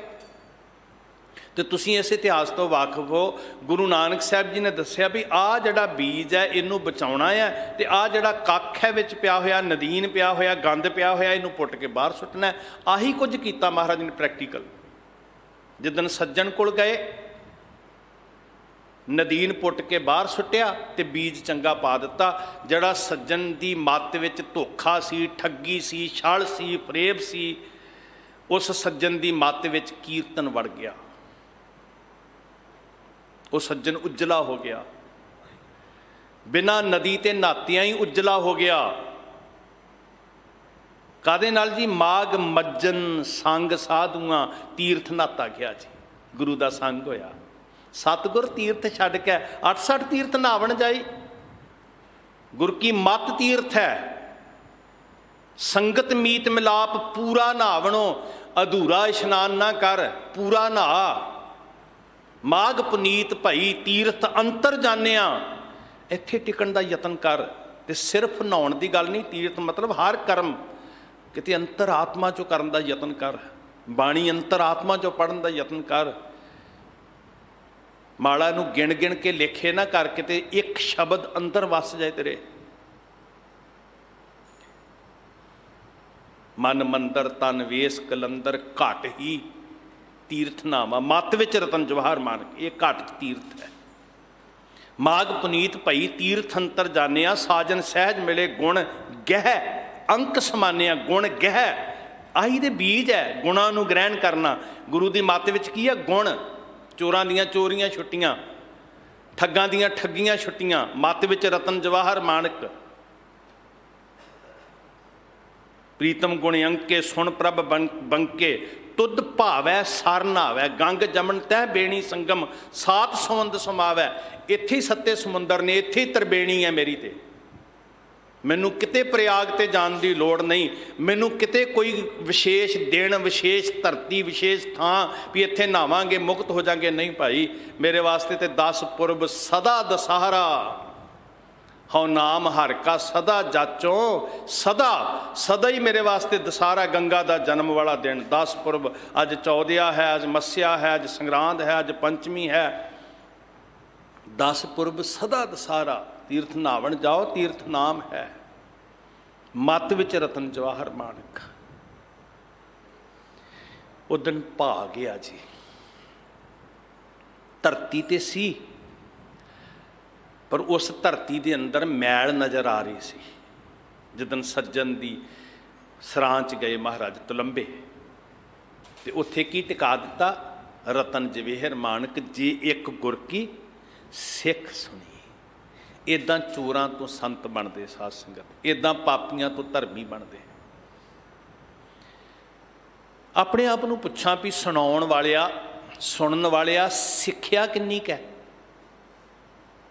ਬੜੇ ਸਾਰੇ ਸਰੋਤੇ ਐਸੇ ਹੈ ਜਿਨ੍ਹਾਂ ਨੇ ਇੰਨੀ ਕਥਾ ਸੁਣੀ ਹੈ, ਜਾਂ ਮੈਂ ਇੰਨੀ ਕਥਾ ਕੀਤੀ ਹੈ ਕਿ ਕਥਾ ਕਰਦਿਆਂ ਮੈਨੂੰ ਪਤਾ ਲੱਗ ਜਾਂਦਾ ਵੀ ਹੁਣ ਇਹ ਬੰਦਾ ਅੱਗੇ ਕੀ ਬੋਲੇਗਾ, ਹੈ ਨਾ। ਮੈਂ ਆਪ ਕਥਾ ਕਰਦਾ, ਸੁਣਨ ਵਾਲਾ ਕਹਿੰਦਾ ਮੈਨੂੰ ਪਤਾ ਇਹਨੇ ਕੀ ਬੋਲਣਾ, ਮੈਂ ਇੰਨਾ ਸੁਣਿਆ ਹੋਇਆ, ਯਾਦ ਹੋ ਗਿਆ ਹੋਇਆ, ਅਗਲਾ ਚੈਪਟਰ ਵੀ ਯਾਦ ਹੈ, ਅਗਲਾ ਪ੍ਰਮਾਣ ਵੀ ਯਾਦ ਹੈ, ਬੜਾ ਕੁਝ ਚੇਤੇ 'ਚ ਪਿਆ। ਪਰ ਮੱਤ ਵਿੱਚ ਪਿਆ, ਇੱਥੇ ਤੇ ਪਿਆ ਹੋਇਆ, ਯਾਦਾਸ਼ਤ ਵਿੱਚ ਤੇ ਪਿਆ ਹੋਇਆ, ਪਰ ਮੱਤ ਵਿੱਚ ਰਤਨ ਜਵਾਹਰ ਮਾਣਕ ਪਹੁੰਚਿਆ ਜੀ। ਹੁਣ ਮਾਫੀ ਮੰਗਦਾ, ਖਤਰਨਾਕ ਹੋ ਗਿਆ ਕੰਮ। ਜਿੰਨਾ ਚੇਤਾ ਤੇਜ਼ ਹੋਇਆ, ਯਾਦਾਸ਼ਤ ਤੇਜ਼ ਹੋਈ। ਮੈਂ ਇਹ ਨਹੀਂ ਕਹਿੰਦਾ ਵੀ ਯਾਦ ਭੁੱਲ ਜਾਏ, ਚੇਤਾ ਜ਼ਰੂਰੀ ਹੈ, ਚੇਤਾ ਸੰਬੰਧ ਜੋੜਦਾ, ਪਰ ਕਈ ਵਾਰੀ ਮੈਨੂੰ ਪਤਾ ਹੈ ਇਸ ਹੰਕਾਰ ਨੇ ਮਾਰ ਲਿਆ। ਮੱਤ ਵਿੱਚ ਜਾਣ ਦਾ ਮਤਲਬ ਹੈ ਅਮਲਾਂ ਵਿੱਚ ਪਹੁੰਚਣਾ। ਅਸੀਂ ਕਹਿੰਦੇ ਨਾ ਉਹ ਬੰਦਾ ਬੋਲਦਾ ਜਿਸ ਤਰ੍ਹਾਂ ਦੀ ਉਹਦੀ ਮੱਤ ਹੈ, ਉਹ ਕਰਦਾ ਜਿਵੇਂ ਦੀ ਉਹਦੀ ਮੱਤ ਹੈ। ਆਪੋ ਆਪਣੀ ਮੱਤ ਅਨੁਸਾਰ ਲੋਕੀ ਕਰ ਰਹੇ ਆ ਜੀ, ਤੇ ਆਪਣੀ ਆਪਣੀ ਮੱਤ ਅਨੁਸਾਰ ਕਿਉਂ ਕਰੀਏ? ਜੇ ਇੱਕ ਗੁਰ ਕੀ ਸਿੱਖ ਸੁਣੀ। ਜਿੱਦਣ ਅਸੀਂ ਸਿੱਖ ਅਖਵਾਉਣ ਵਾਲੇ ਇੱਕ ਗੁਰ ਕੀ ਸਿੱਖ ਸੁਣਨ ਲੱਗ ਪਏ ਨਾ, ਉਦਣ ਆਪਣੀ ਆਪਣੀ ਮੱਤ ਨਹੀਂ ਰਹੇਗੀ, ਉਦਣ ਤਕਰਾਰ ਨਹੀਂ ਰਹੇਗਾ, ਉਦਣ ਵਿਚਾਰ ਆ ਜਾਏਗੀ। ਵਾਹਿਗੁਰੂ ਕਰੇ ਅਸੀਂ ਗੁਰ ਕੀ ਸਿੱਖ ਸੁਣਨੀ ਸ਼ੁਰੂ ਕਰ ਦਈਏ। ਮੱਤ ਵਿੱਚ ਰਤਨ ਜਵਾਹਰ ਮਾਣਕ ਜੇ ਇੱਕ ਗੁਰ ਕੀ ਸਿੱਖ ਸੁਣੀ, ਗੁਰਾ ਇੱਕ ਦੇਹ ਬੁਝਾਈ। ਆਹ ਬੜਾ ਕਮਾਲ। ਇੱਕ ਇੱਕ ਬਚਨ ਤੋਂ ਵਾਰਨੇ ਜਾਣ ਨੂੰ ਜੀ ਕਰੇਗਾ ਬਾਬਾ। ਅਤ ਆਨੰਦ ਭਰੇ, ਅਤ ਆਨੰਦ ਭਰੇ ਇੱਕ ਇੱਕ ਬਚਨ 'ਚ। ਜਾਚਕ ਬਣ ਗਏ, ਮੰਗਤੇ ਬਣ ਗਏ। ਮੱਤ ਦੇਣ ਵਾਲਿਆ, ਮੇਰੇ ਕੋਲ ਮੱਤ ਵੀ ਕਿੱਥੇ ਹੈ? ਜੇ ਮੰਝ ਨੂੰ ਦਿੱਤੀ ਕਰਮਕਾਂਡ ਛੁੱਟ ਗਏ, ਕਬਰਾਂ ਪੂਜਣੀਆਂ ਛੁੱਟ ਗਈਆਂ। ਜੇ ਭੂਮੀਏ ਨੂੰ ਦਿੱਤੀ ਪਾਪ ਦੀ ਕਮਾਈ ਛੁੱਟ ਗਈ। ਜੇ ਸੱਜਣ ਨੂੰ ਦਿੱਤੀ ਠੱਗੀਆਂ ਛੁੱਟ ਗਈਆਂ। ਜੇ ਕੌਡੇ ਨੂੰ ਦਿੱਤੀ ਮਲੇਸ਼ ਬੁੱਧੀ ਛੁੱਟ ਗਈ। ਸੱਚੇ ਪਾਤਸ਼ਾਹ ਮੈਨੂੰ ਵੀ ਦੇ, ਮੈਨੂੰ ਵੀ ਬੁਝਾ, ਮੈਨੂੰ ਵੀ ਅਕਲ ਦੇ, ਮੱਤ ਦੇ। ਸਾ ਮੱਤ ਦੇਹੋ ਦਇਆਲ ਪ੍ਰਭ ਜਿਤ ਤੁਮੈ ਅਰਾਧਾਂ। ਸਾ ਮੱਤ, ਆਹੀ ਤੇ ਮੰਗਣ ਆਏ ਆ। ਝੋਲੀ ਅੱਡ ਕੇ, ਮਨ ਕਰਕੇ, ਸੁਰਤ ਜੋੜ ਕੇ ਕਹੀਏ, ਜੇ ਮੱਤ ਵਿੱਚ ਰਤਨ ਜਵਾਹਰ ਮਾਣਕ ਆ ਜਾਂਦੇ ਆ, ਜੇ ਅਮੀਰੀ ਆ ਜਾਂਦੀ ਹੈ, ਜੇ ਅਮੋਲਕ ਗੁਣ ਆ ਜਾਂਦੇ ਆ ਤੇਰੀ ਸਿੱਖਿਆ ਸੁਣਿਆ ਪਾਤਸ਼ਾਹ, ਤੇ ਮੈਂ ਰਜੋਈ ਕਰਦਾ ਮੈਨੂੰ ਬੁੱਧ ਦਿਓ। ਮੈਨੂੰ ਬੁੱਧ ਨਹੀਂ ਹੈ ਮਹਾਰਾਜ। ਦੀਜੈ ਬੁੱਧ ਬਬੇਕਾ, ਦੀਜੈ ਬੁੱਧ ਬਬੇਕਾ, ਦੀਜੈ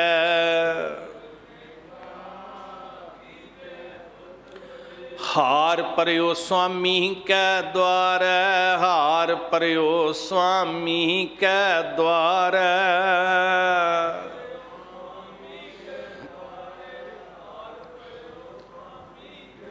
ਹੁਣ ਕੰਡੀਸ਼ਨ ਇਹ ਹੈ ਸਾਧ ਸੰਗਤ, ਹਾਰਿਆ ਤੇ ਹੈ ਹੀ ਨਹੀਂ। ਮੈਂ ਤੇ ਗੁਰੂ ਨਾਲ ਵੀ ਬਹਿਸ ਕਰਨੀ ਹੈ, ਬੰਦਿਆਂ ਨਾਲ ਵੀ ਬਹਿਸ ਕਰਨੀ ਹੈ, ਇੱਥੇ ਹਰ ਇੱਕ ਮਨੁੱਖ ਨਾਲ, ਸੇਵਾਦਾਰ ਨਾਲ ਵੀ ਬਹਿਸ ਕਰਨੀ ਹੈ, ਗ੍ਰੰਥੀ ਸਾਹਿਬ ਨਾਲ ਵੀ ਬਹਿਸ ਕਰਨੀ ਹੈ, ਤੇ ਗੁਰੂ ਨਾਲ ਵੀ। ਹਾਰਿਆ ਤੇ ਹੈ ਹੀ ਨਹੀਂ। ਮੈਂ ਇਹ ਨਹੀਂ ਕਹਿੰਦਾ ਵੀ ਭਾਈ ਅਸੀਂ ਆਪਣੀ ਵਿਚਾਰ ਨੂੰ ਜਾਂ ਮਤ ਨੂੰ, ਗੁਰਮਤ ਨੂੰ ਛੱਡ ਦਈਏ। ਠੀਕ ਹੈ, ਜਿੱਥੇ ਮਨਮਤ ਹੋ ਰਹੀ ਹੈ ਉੱਥੇ ਅਸੀਂ ਗੱਲ ਕਰਦੇ ਹਾਂ ਵੀ ਭਾਈ ਤੁਸੀਂ ਗਲਤ ਕਰ ਰਹੇ ਹੋ। ਪਰ ਉਹ ਜਿਹੜੀ ਅੰਦਰ ਦੀ ਬਿਰਤੀ ਹੈ ਨਾ, ਜਿਹਨੂੰ ਗੁਰੂ ਸਾਹਿਬ ਨੇ ਕਿਹਾ ਹਾਰ ਪਰਿਓ, ਉਹ ਨਹੀਂ ਮਿਟ ਰਹੀ ਨਾ ਜੀ। ਕਿਉਂਕਿ ਹੰਕਾਰ ਹਾਰਨ ਨਹੀਂ ਦਿੰਦਾ, ਤੇ ਵਿਵੇਕ ਬੁੱਧੀ ਓਨੀ ਦੇਰ ਆਉਂਦੀ ਨਹੀਂ। ਹੁਣ ਜਿਨ੍ਹਾਂ ਨੇ ਮੰਨ ਲਿਆ ਵੀ ਮਹਾਰਾਜ ਜੀ ਮੇਰੀ ਬੁੱਧੀ ਖਰਾਬ ਹੈ, ਉਹ ਤੇ ਡਿੱਗ ਪਏ, ਤੇ ਉਹਨਾਂ ਨੇ ਕਿਹਾ ਵੀ ਮੱਤ ਦਿਓ, ਜਿਤ ਤੁਮੇ ਅਰਾਦਾ। ਤੇ ਤੁਸੀਂ ਰੋਜ਼ ਬਾਣੀ ਦਾ ਸ਼ਬਦ ਸੁਣਨ ਤੋਂ ਪਹਿਲਾਂ ਇਹ ਸੁਣਦੇ ਹੋ ਬਚਨ ਗੁਰਮੁਖ ਪਿਆਰੇ, ਰੋਜ਼ ਸੁਣਾਉਂਦੇ ਸਾਨੂੰ ਸਿੰਘ ਸਾਹਿਬ, ਸਤਿਗੁਰ ਕੀ ਜਿਸ ਨੂੰ ਮੱਤ ਆਵੇ। ਇਹ ਬਚਨ ਹਰ ਰੋਜ਼ ਰਿਪੀਟ ਹੁੰਦਾ। ਜਦੋਂ ਗੁਰ ਕੀ ਸਿੱਖ ਸੁਣਦਾ ਹੈ, ਜਦੋਂ ਗੁਰੂ ਕੀ ਮੱਤ ਲੈਂਦਾ, ਜਦੋਂ ਹਾਰ ਕੇ ਡਿੱਗਦਾ ਤੇ ਮੱਤ ਲੈ ਕੇ ਕਿਸ ਮੁਕਾਮ ਤੇ ਪਹੁੰਚਦਾ, ਸੋ ਸਤਿਗੁਰ ਮਾਹੇ ਸਮਾਨਾ।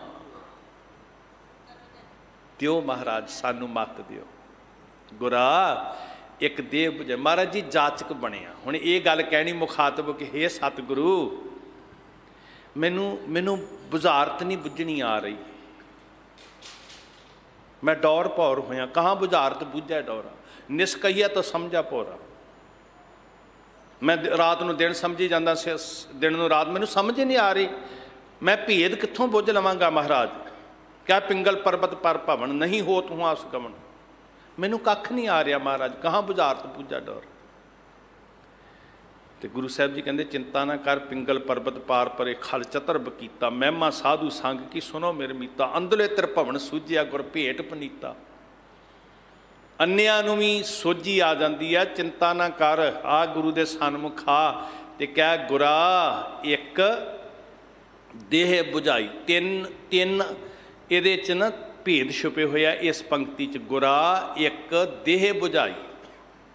ਪਹਿਲੀ ਗੱਲ ਤੇ ਅਸੀਂ ਮੰਗਤੇ ਹਾਂ। ਦੂਜੀ ਗੱਲ ਅਸੀਂ ਕਿਹਦੇ ਮੰਗਤੇ ਹਾਂ? ਗੁਰੂ ਦੇ ਮੰਗਤੇ ਹਾਂ। ਤੀਜੀ ਗੱਲ ਅਸੀਂ ਕੀ ਮੰਗ ਰਹੇ ਹਾਂ? ਸੋਝੀ ਮੰਗ ਰਹੇ ਹਾਂ। ਇਹ ਤਿੰਨ ਗੱਲਾਂ ਨੇ ਜੀ ਇਸ ਪੰਕਤੀ 'ਚ। ਗੁਰਾ ਇੱਕ ਦੇਹ ਬੁਝਾਈ। ਪਹਿਲੀ ਗੱਲ ਤੇ ਅਸੀਂ ਗੁਰੂ ਦੇ ਅਸੀਂ ਮੰਗਤੇ ਹਾਂ। ਮੰਗਤੇ ਕਿਹਦੇ ਆ? ਗੁਰੂ ਦੇ ਮੰਗਤੇ ਹਾਂ। ਤੇ ਮੰਗਣਾ ਕੀ ਹੈ? ਇੱਕ ਦੀ ਸੋਝੀ। ਆ ਸਾਨੂੰ ਸਮਝ ਆਏ, ਜਿਵੇਂ ਭਾਈ ਮੰਝ ਨੂੰ ਸਮਝ ਆਈ ਤੇ ਉਹ ਭਾ ਗਿਆ, ਉਹਦਾ ਕਰਮ ਭਾ ਗਿਆ ਪਾਤਸ਼ਾਹ। ਅਸੀਂ ਮੰਗਣ ਜਾ ਰਹੇ ਹਾਂ, ਪਰ ਦਰ ਦੇ ਉੱਤੇ ਠੋਕਰਾਂ ਖਾ ਰਹੇ ਹਾਂ। ਭਰਮ ਪੈਦਾ ਹੋਇਆ। ਅਕਲ ਮੰਗਣ ਕਿਤੋਂ ਜਾ ਰਹੇ ਹਾਂ, ਪੈਸਾ ਮੰਗਣ ਕਿਤੋਂ ਜਾ ਰਹੇ ਹਾਂ, ਕਾਰੋਬਾਰ ਮੰਗਣ ਕਿਤੋਂ ਜਾ ਰਹੇ ਹਾਂ। ਮਹਾਰਾਜ ਜੀ ਜਿੱਦਣ ਮੱਤ ਤੂੰ ਦੇਵੇਂਗਾ ਨਾ, ਉਦਣ ਸਭ ਕੁਝ, ਮੱਤ ਦਾ ਰਾਖਾ ਜਿੱਦਣ ਤੂੰ ਹੋਏਗਾ, ਉਦਣ ਸੱਚੇ ਪਾਤਸ਼ਾਹ ਜੀ ਆਪੇ ਪੱਤ ਵੀ ਬਚ ਜਾਏਗੀ। ਉਦਣ ਸਾਰੀਆਂ ਬਰਕਤਾਂ ਆਪੇ ਵਰਤ ਜਾਣਗੀਆਂ। ਸਿੱਖਾਂ ਦਾ ਮਨ ਨੀਵਾਂ, ਮੱਤ ਉੱਚੀ, ਤੇ ਮੱਤ ਦਾ ਰਾਖਾ ਆਪ ਵਾਹਿਗੁਰੂ। ਬਚਨ ਨੇ ਸਾਡੀ ਮਰਿਆਦਾ ਦੇ। ਗੁਰਾ ਇੱਕ ਦੇਹ ਬੁਝਾਈ। ਕਾਹਦੇ ਵਾਸਤੇ ਆਏ ਆ ਗੁਰੂ ਕੋਲ? ਭਲਾ ਗੁਰੂ ਦੁਆਰਾ ਹੋਏ ਸੋਝੀ ਪਾਏ। ਸਾਨੂੰ ਬੁੱਝਣਾ ਨਹੀਂ ਆ ਰਿਹਾ, ਸਾਨੂੰ ਬੁਝਾ ਦਿਓ ਪਾਤਸ਼ਾਹ। ਤੇ ਫਿਰ ਗੁਰੂ ਕੀ ਕਰਦਾ ਜੀ? ਕੀ ਕੀਤਾ ਧੰਨ ਗੁਰੂ ਹਰਿਕ੍ਰਿਸ਼ਨ ਸੱਚੇ ਪਾਤਸ਼ਾਹ ਜੀ ਨੇ? ਖਲ ਮੂਰਖ ਤੇ ਪੰਜੋਖੜਾ ਸਾਹਿਬ ਕੀ ਵਰਤਿਆ ਤੇ ਅੱਜ ਵੀ ਵਰਤ ਰਿਹਾ। ਇਹ ਮੈਂ ਇਸ ਲਈ ਨਹੀਂ ਕਹਿ ਰਿਹਾ ਵੀ ਮੇਰਾ ਗੁਰੂ ਕਰਾਮਾਤੀ ਹੈ। ਸੁੱਤੇ ਸਿੱਧ ਇਹ ਕੋਈ ਬਹੁਤ ਵੱਡੀ ਗੱਲ ਵੀ ਨਹੀਂ ਹੈ ਵੀ ਮੈਂ ਬਹੁਤ ਹੁੱਬ ਕੇ ਦੱਸਾਂ ਉੱਥੇ ਇੰਨੇ ਗੂੰਗੇ ਬੋਲ ਪਏ। ਇਹ ਬਹੁਤ ਛੋਟੀ ਗੱਲ ਹੈ ਗੁਰੂ ਵਾਸਤੇ। ਇਹ ਬਹੁਤ ਛੋਟੀ ਗੱਲ ਹੈ ਗੁਰੂ ਕੋ। ਬਹੁਤ ਕੁਝ ਇਹਦੇ ਤੋਂ ਵੱਡਾ ਵਰਤ ਰਿਹਾ। ਸੱਚੇ ਪਾਤਸ਼ਾਹ ਹਜ਼ੂਰ ਉਹ ਜਿਹੜੀ ਵਡਿਆਈਆਂ ਦੇ ਆ ਮਾਲਕਾ, ਮੇਰੇ ਵੀ ਸਿਰ ਤੇ ਛੱਜੂ ਵਾਂਗ ਹੱਥ ਰੱਖ, ਮੈਨੂੰ ਕੱਖ ਨਹੀਂ ਆਉਂਦਾ, ਤੂੰ ਬੁਝਾ ਦੇ। ਖਲ ਮੂਰਖ ਤੇ ਪੰਡਤ ਕਰਬੋ, ਪੰਡਤ ਤੇ ਮੁਗਦਾਰੀ। ਜਿਹਨੂੰ ਕੁਛ ਨਹੀਂ ਨਾ ਸੋਝਦਾ ਉਹਨੂੰ ਵੀ ਸੋਝੀ ਦਿੰਦਾ। ਗੁਰਾ ਇੱਕ ਦੇਹ ਬੁਝਾਈ, ਸਭਨਾ ਜੀਆਂ ਕਾ ਇੱਕ ਦਾਤਾ, ਇੱਕ ਦਾਤਾ, ਇੱਕ ਦਾਤਾ। ਸਾਰਿਆਂ ਵਾਸਤੇ ਇਹ ਗੱਲ ਨੂੰ ਸਮਝ ਲਿਓ ਚੰਗੀ ਤਰ੍ਹਾਂ ਗੁਰਮੁਖੋ। ਠੀਕ ਹੈ, ਕਿਸੇ ਦੀ ਆਸਥਾ 33 ਕਰੋੜ ਤੇ ਹੋਏਗੀ, ਕਿਸੇ ਦੀ ਆਸਥਾ 3 ਸ਼ਕਤੀਆਂ ਤੇ ਹੋਏਗੀ, ਉਹ ਕਿਸੇ ਕਿਸੇ ਦੀ ਹੋ ਸਕਦੀ ਹੈ। ਅਸੀਂ ਕਿਸੇ ਨਾਲ ਝਗੜਨਾ ਨਹੀਂ, ਕਿਸੇ ਨਾਲ ਬਹਿਸਣਾ ਨਹੀਂ। ਜਿਹੜਾ ਸਾਨੂੰ ਗੁਰੂ ਨੇ ਮਾਰਗ ਦੱਸਿਆ, ਸਾਨੂੰ ਇਹ ਮੱਤ ਦਿੱਤੀ ਹੈ ਵੀ ਸਭਨਾ ਜੀਆਂ ਕਾ ਇੱਕ ਦਾਤਾ। ਕਹੋ ਨਾ ਸਾਰੇ, ਸਭਨਾ ਜੀਆਂ ਕਾ ਇੱਕ ਦਾਤਾ। 33 ਕਰੋੜ ਵਾਲੇ ਦੀ ਸੋਚ ਆਪਣੀ ਹੋ ਸਕਦੀ ਹੈ, 3 ਸ਼ਕਤੀ ਵਾਲੇ ਦੀ ਸੋਚ ਆਪਣੀ ਹੋ ਸਕਦੀ ਹੈ।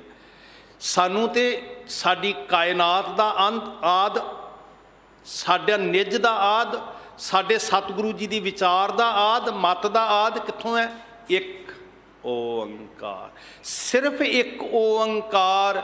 ਗੁਰੂ ਕੇ ਪਿਆਰ ਵਾਲਿਓ, ਤੁਹਾਨੂੰ ਸਮਝ ਆ ਜੇ ਨਾ, ਤੇ ਜਿਹੜੇ ਲੋਕ ਅੱਜ ਇਹ ਛੜਯੰਤਰ ਰਚ ਰਹੇ ਆ ਵੀ ਅਸੀਂ ਤੁਹਾਨੂੰ ਗਲਵੱਕੜੀ 'ਚ ਲੈ ਕੇ ਜਜ਼ਬ ਕਰ ਲੈਣਾ, ਉਹ ਕਦੀ ਕਾਮਯਾਬ ਨਹੀਂ ਹੋ ਸਕਣਗੇ ਜੇ ਸਿਰਫ ਇੱਕ ਓੰਕਾਰ ਕਿ ਵਾਹਿਗੁਰੂ ਇੱਕ ਹੈ, ਸਾਰਿਆਂ 'ਚ ਰਮਿਆ ਹੋਇਆ। ਉਹ ਸਾਰੀ ਜਿਹੜੀ ਵਿਪਰਵਾਦੀ ਸੋਚ ਹੈ ਨਾ, ਆਪਣੇ ਆਪ ਨੀਵੀਂ ਹੋ ਜਾਂਦੀ ਹੈ।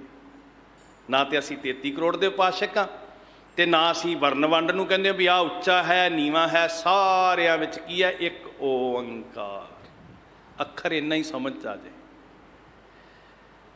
ਸਾਡੀ ਵਿਲੱਖਣਤਾ ਵੀ ਹੈ, ਸਾਡੀ ਆਸਥਾ ਵੀ ਹੈ, ਸਾਡੀ ਸ਼ਕਤੀ ਵੀ ਹੈ। ਤੇ ਅਸੀਂ ਗੁਰੂ ਸਾਹਿਬ ਨੂੰ ਆ ਕੇ ਕਹਿਣਾ, ਗੁਰਾ ਇੱਕ। ਸਾਰੇ ਕਹੋ ਨਾ ਭਲਾ, ਸੋ ਮੈਂ ਵਿਸਰ ਨਾ ਜਾਈ, ਸੋ ਮੈਂ ਵਿਸਰ ਨਾ ਜਾਈ, ਸੋ ਮੈਂ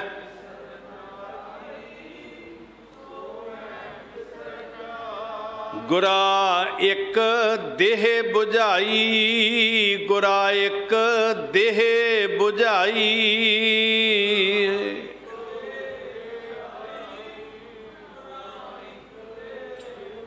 ਸਭਨਾ ਜੀਆਂ ਕਾ ਇੱਕ ਦਾਤਾ, ਸਭਨਾ ਜੀਆਂ ਕਾ ਇੱਕ ਦਾਤਾ।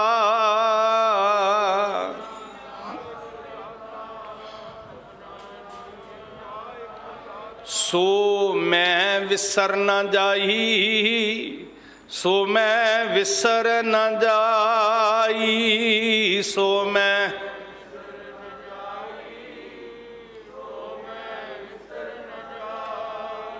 ਦੋ ਗੱਲਾਂ ਧਿਆਨ 'ਚ ਰੱਖਿਓ ਸਾਧ ਸੰਗਤ ਜੀ। ਜਦੋਂ ਕਿਹਾ ਨਾ ਇੱਕ ਦੇਹ 부ਝਾਈ, ਇਹ ਹੈ ਸਾਡੀ ਵਿਲੱਖਣਤਾ, ਸਾਡੀ ਆਸਥਾ, ਸਾਡਾ ਮਾਰਗ, ਸਾਡਾ ਕੇਂਦਰ, ਸਾਡੀ ਸੁਰਤ ਦਾ ਮੁਕਾਮ। ਵੀ ਅਸੀਂ ਕੀਰਤਨ ਦੇ ਪੁਜਾਰੀ ਨਹੀਂ ਹਾਂ, ਅਸੀਂ ਇੱਕ ਦੇ ਪੁਜਾਰੀ ਹਾਂ। ਇੱਕੋ ਹੈ ਭਾਈ, ਇੱਕੋ ਹੈ ਸਾਹਿਬ ਮੇਰਾ, ਇੱਕੋ ਹੈ। ਜਦੋਂ ਡੰਕੇ ਦੀ ਚੋਟ ਤੇ ਇਹ ਗੱਲ ਕਹੀ ਨਾ ਜੀ, ਬਿਨ ਕਰਤਾਰ ਨਾ ਕੀਰਤਮ ਮਾਨੋ। ਧੰਨ ਕਲਗੀਧਰ ਪਾਤਸ਼ਾਹ ਕਹਿੰਦੇ ਅਸੀਂ ਕੀਰਤਮ ਦੇ ਪੁਜਾਰੀ ਨਹੀਂ, ਜਿਹੜਾ ਤੁਸੀਂ ਸੁਣਿਆ ਥਾਪਿਆ ਨਾ ਜਾਏ ਕੀਤਾ ਨਾ ਹੋਏ। ਜਦੋਂ ਇਹ ਗੱਲ ਜ਼ੋਰ ਦੇ ਕੇ ਕਹੀ ਤੇ ਇਹਦਾ ਮਤਲਬ ਇਹ ਵੀ ਨਹੀਂ ਹੈ ਕਿ ਅਸੀਂ ਬਾਕੀਆਂ ਨਾਲ ਨਫ਼ਰਤ ਕਰਨ ਲੱਗ ਪਏ। ਨਹੀਂ ਨਹੀਂ ਨਹੀਂ ਭਾਈ, ਅਗਲਾ ਬਚਨ ਬੜਾ ਕਮਾਲ ਦਾ ਕਿਹਾ, ਸਭਨਾ ਜੀਆਂ ਕਾ ਇੱਕ ਦਾਤਾ। ਮਤਲਬ ਕਿ ਉਹ ਸਾਰਿਆਂ ਦਾ ਸਾਂਝਾ ਸਾਹਿਬ ਬਾਪ ਹਮਾਰਾ ਹੈ। ਵਿਲੱਖਣ ਹੋ ਕੇ ਵੀ ਅਸੀਂ ਸਾਰੀ ਮਨੁੱਖਤਾ ਨੂੰ ਪਿਆਰ ਕਰਨਾ, ਕਿਉਂਕਿ ਸਾਰੇ ਜਿਹੜਾ ਮੇਰਾ ਇੱਕ ਪਿਓ ਹੈ ਨਾ, ਉਹ ਵਰਨਾ ਕਰਕੇ ਦੇਵਤਾ ਨਹੀਂ ਹੈ, ਉਹ ਸਾਰੀ ਮਨੁੱਖਤਾ ਦਾ ਸਾਂਝਾ ਹੈ। ਏਕ ਪਿਤਾ ਏਕ ਕੇ ਹਮ ਬਾਰਕ, ਤੂੰ ਮੇਰਾ ਗੁਰਹਾਈ। ਇਸ ਬਚਨ 'ਚ ਦੋਨੋਂ ਹੀ ਗੱਲਾਂ ਨੇ ਸਾਧ ਸੰਗਤ ਜੀ। ਸਾਡੀ ਵਿਲੱਖਣਤਾ ਵੀ ਹੈ, ਸਾਡੀ ਸੋਚ ਦੀ, ਸਾਡੇ ਸਿਧਾਂਤ ਦੀ, ਸਾਡੀ ਆਸਥਾ ਦੀ, ਕਿ ਅਸੀਂ ਇੱਕ ਤੇ ਭਰੋਸਾ ਕਰਦੇ ਹਾਂ, ਤੇ ਸਾਡੀ ਸਾਂਝ ਵੀ ਹੈ ਸਾਰੀ ਮਨੁੱਖਤਾ ਦੀ, ਕਿ ਸਾਰੀ ਮਨੁੱਖਤਾ ਇੱਕ ਦੇ ਆਸਰੇ ਤੇ ਹੈ। ਦੋਨੋਂ ਗੱਲ ਮਹਾਰਾਜ ਨੇ ਕਮਾਲ ਸਿਧਾਂਤ ਸਿੱਖੀ ਦਾ ਦਿੱਤਾ, ਔਰ ਸੰਪੂਰਨ ਸਿਧਾਂਤ ਦਿੱਤਾ ਸਾਧ ਸੰਗਤ ਜੀ। ਜਪਜੀ ਸਾਹਿਬ ਪੜਾਂਗੇ, ਬਾਣੀ ਨੂੰ ਸਮਝਾਂਗੇ, ਬਾਣੀ ਸਾਡੇ ਘਰ ਵਿੱਚ, ਸਾਡੇ ਜੀਵਨ 'ਚ ਵਸੇਗੀ, ਸਾਡੇ ਖਤਰੇ ਮੁੱਕ ਜਾਣਗੇ। ਜਿਹੜੀਆਂ ਗੱਲਾਂ ਤੋਂ ਅੱਜ ਜਿੱਦਾਂ ਦੇ ਹਾਲਾਤ ਬਣੇ ਆ, ਸਿੱਖ ਡਰ ਰਹੇ ਆ ਨਾ ਜੀ, ਇੱਕੋ ਹੀ ਇੱਕ ਸਾਧਨ ਹੈ, ਬਾਣੀ ਨੂੰ ਸਮਝ ਕੇ ਬਾਣੀ ਨੂੰ ਮੰਨਣਾ ਸ਼ੁਰੂ ਕਰ ਦਈਏ, ਚਿੰਤਾ ਨਹੀਂ ਰਹੇਗੀ ਕੋਈ ਵੀ। ਕੋਈ ਪ੍ਰੇਮ 'ਚ ਭਿੱਜ ਕੇ ਆਪਣੇ ਪਰਿਵਾਰਾਂ 'ਚ ਬੈਠ ਕੇ ਰੋਜ਼ ਜਪਜੀ ਸਾਹਿਬ ਪੜ੍ਹੋ, ਜਪਜੀ ਸਾਹਿਬ ਨੂੰ ਸਮਝਣ ਦਾ ਯਤਨ ਕਰੋ। ਤੁਹਾਡੇ ਘਰ ਦੇ ਵਿੱਚ ਦਾਤਾ ਵਸੇਗਾ, ਜਿਹੜਾ ਸਾਰਿਆਂ ਦਾ, ਊਚ ਦਾ ਨੀਚ ਕੋਈ ਵਿਤਕਰਾ ਨਹੀਂ, ਉੱਤਰ ਦੱਖਣ ਪੂਰਬ ਪੱਛਮ ਦਾ, ਜਿਹੜਾ ਇੱਕ ਦਾਤਾ। ਕਿਸੇ ਨਾਲ ਵੀ ਨਹੀਂ ਵੈਰ, ਜਿਹੜਾ ਜਿਹਨੂੰ ਵੈਰੀ ਵੀ ਸਮਝਦੇ ਆ, ਸਭਨਾ ਜੀਆਂ ਕਾ, ਸਿਰਫ ਮਨੁੱਖਾਂ ਦਾ ਹੀ ਨਹੀਂ, ਸਿਰਫ ਸਿੱਖਾਂ ਦਾ ਹੀ ਨਹੀਂ, ਮੁਸਲਮਾਨਾਂ ਦਾ ਵੀ ਉਹੀ ਦਾਤਾ ਹੈ, ਹਿੰਦੂਆਂ ਦਾ ਵੀ ਉਹੀ ਦਾਤਾ ਹੈ, ਇਨਸਾਨਾਂ ਦਾ ਵੀ ਉਹੀ ਦਾਤਾ ਹੈ। ਤੇ ਸੈਲ ਪੱਥਰ ਮੈਂ ਜੰਤੋ ਪਾਏ ਤਾਂ ਕਾ ਰਿਜ਼ਕ, ਸਭਨਾ ਜੀਆਂ ਕਾ ਇੱਕ ਦਾਤਾ। ਕੈਸੀ ਸਾਂਝ ਹੈ ਜੀ ਸਾਡੀ ਤੇ ਪੱਥਰਾਂ 'ਚ ਬੈਠੇ ਜੀਵਾਂ ਨਾਲ ਵੀ ਸਾਂਝ ਹੈ, ਕਿਉਂਕਿ ਸਾਡਾ ਇੱਕੋ ਦਾਤਾ ਹੈ। ਫਿਰ ਸਾਡੇ ਕੋਲ ਤਾਂ ਨਫ਼ਰਤ ਹੈ ਹੀ ਨਹੀਂ ਸਾਧ ਸੰਗਤ ਜੀ, ਵੀ ਇਹਨੂੰ ਅਸੀਂ ਧਰਮ ਮੰਦਰ 'ਚ ਨਹੀਂ ਵੜਨ ਦੇਣਾ, ਇਹਦੇ ਕੱਪੜੇ ਨਹੀਂ ਠੀਕ, ਇਹਦੀ ਇਬਾਦਤ ਨਹੀਂ ਠੀਕ। ਨਹੀਂ ਭਾਈ, ਸਾਰਿਆਂ ਦਾ ਇੱਕ ਪਿਓ ਹੈ, ਇੱਕ ਦਾਤਾ ਹੈ, ਸਾਰੇ ਇੱਕ ਦੀ ਸੰਤਾਨ ਨੇ, ਤੇ ਉਹ ਇੱਕ ਹੀ ਸਾਡਾ ਸਿਧਾਂਤ ਹੈ, ਸਾਡਾ ਮੂਲ ਹੈ। ਮਹਾਰਾਜ ਬਖਸ਼ਿਸ਼ ਕਰਨ। ਜਪਜੀ ਸਾਹਿਬ ਜਿੱਥੇ ਸਾਡੇ ਲਈ ਰੂਹਾਨੀ ਸਕੂਨ ਹੈ, ਉੱਥੇ ਧਵਜ਼ ਹੈ, ਸਿੱਖੀ ਦਾ ਝੰਡਾ ਹੈ। ਗੁਰੂ ਨਾਨਕ ਦਾ ਜਿਹੜਾ ਸਿੱਕਾ ਸੀ ਨਾ ਨਿਰਮਲ ਪੰਥ ਦਾ, ਇਹ ਝੂਲਦਾ ਹੋਇਆ ਧਵਜ਼ ਹੈ। ਜਿੱਦਣ ਜਪਜੀ ਸਾਹਿਬ ਸਾਡੇ ਰੋਮ ਰੋਮ 'ਚ ਰਚ ਗਿਆ, ਉਦਣ ਸਾਨੂੰ ਸਮਝ ਆਏਗੀ ਗੁਰੂ ਨਾਨਕ ਦਾ ਨਿਆਰਾ ਪੰਥ ਹੈ ਕੀ ਹੈ। ਸਾਰਿਆਂ ਦਾ ਬਹੁਤ ਧੰਨਵਾਦ ਜੀ, ਬਹੁਤ ਪਿਆਰ ਇਕਾਗਰਤਾ ਤੁਸੀਂ ਬਖਸ਼ੀ ਹੈ। ਅਸੀਸ ਦਿਓ ਕੱਲ੍ਹ ਨੂੰ ਮਹਾਰਾਜ ਫਿਰ ਇੱਦਾਂ ਸੇਵਾ ਲੈਣ। ਸਾਰਿਆਂ ਨੂੰ ਫਿਰ ਕੋਈ ਭੁੱਲ ਗਲਤੀ ਹੋਈ ਹੋਵੇ ਖਿਮਾ ਮੰਗ ਕੇ ਸਿਰ ਝੁਕਾ ਕੇ ਗੁਰੂ ਕੀ ਫਤਿਹ ਬੁਲਾਉਂਦਾ। ਵਾਹਿਗੁਰੂ ਜੀ ਕਾ ਖਾਲਸਾ, ਵਾਹਿਗੁਰੂ ਜੀ ਕੀ ਫਤਿਹ।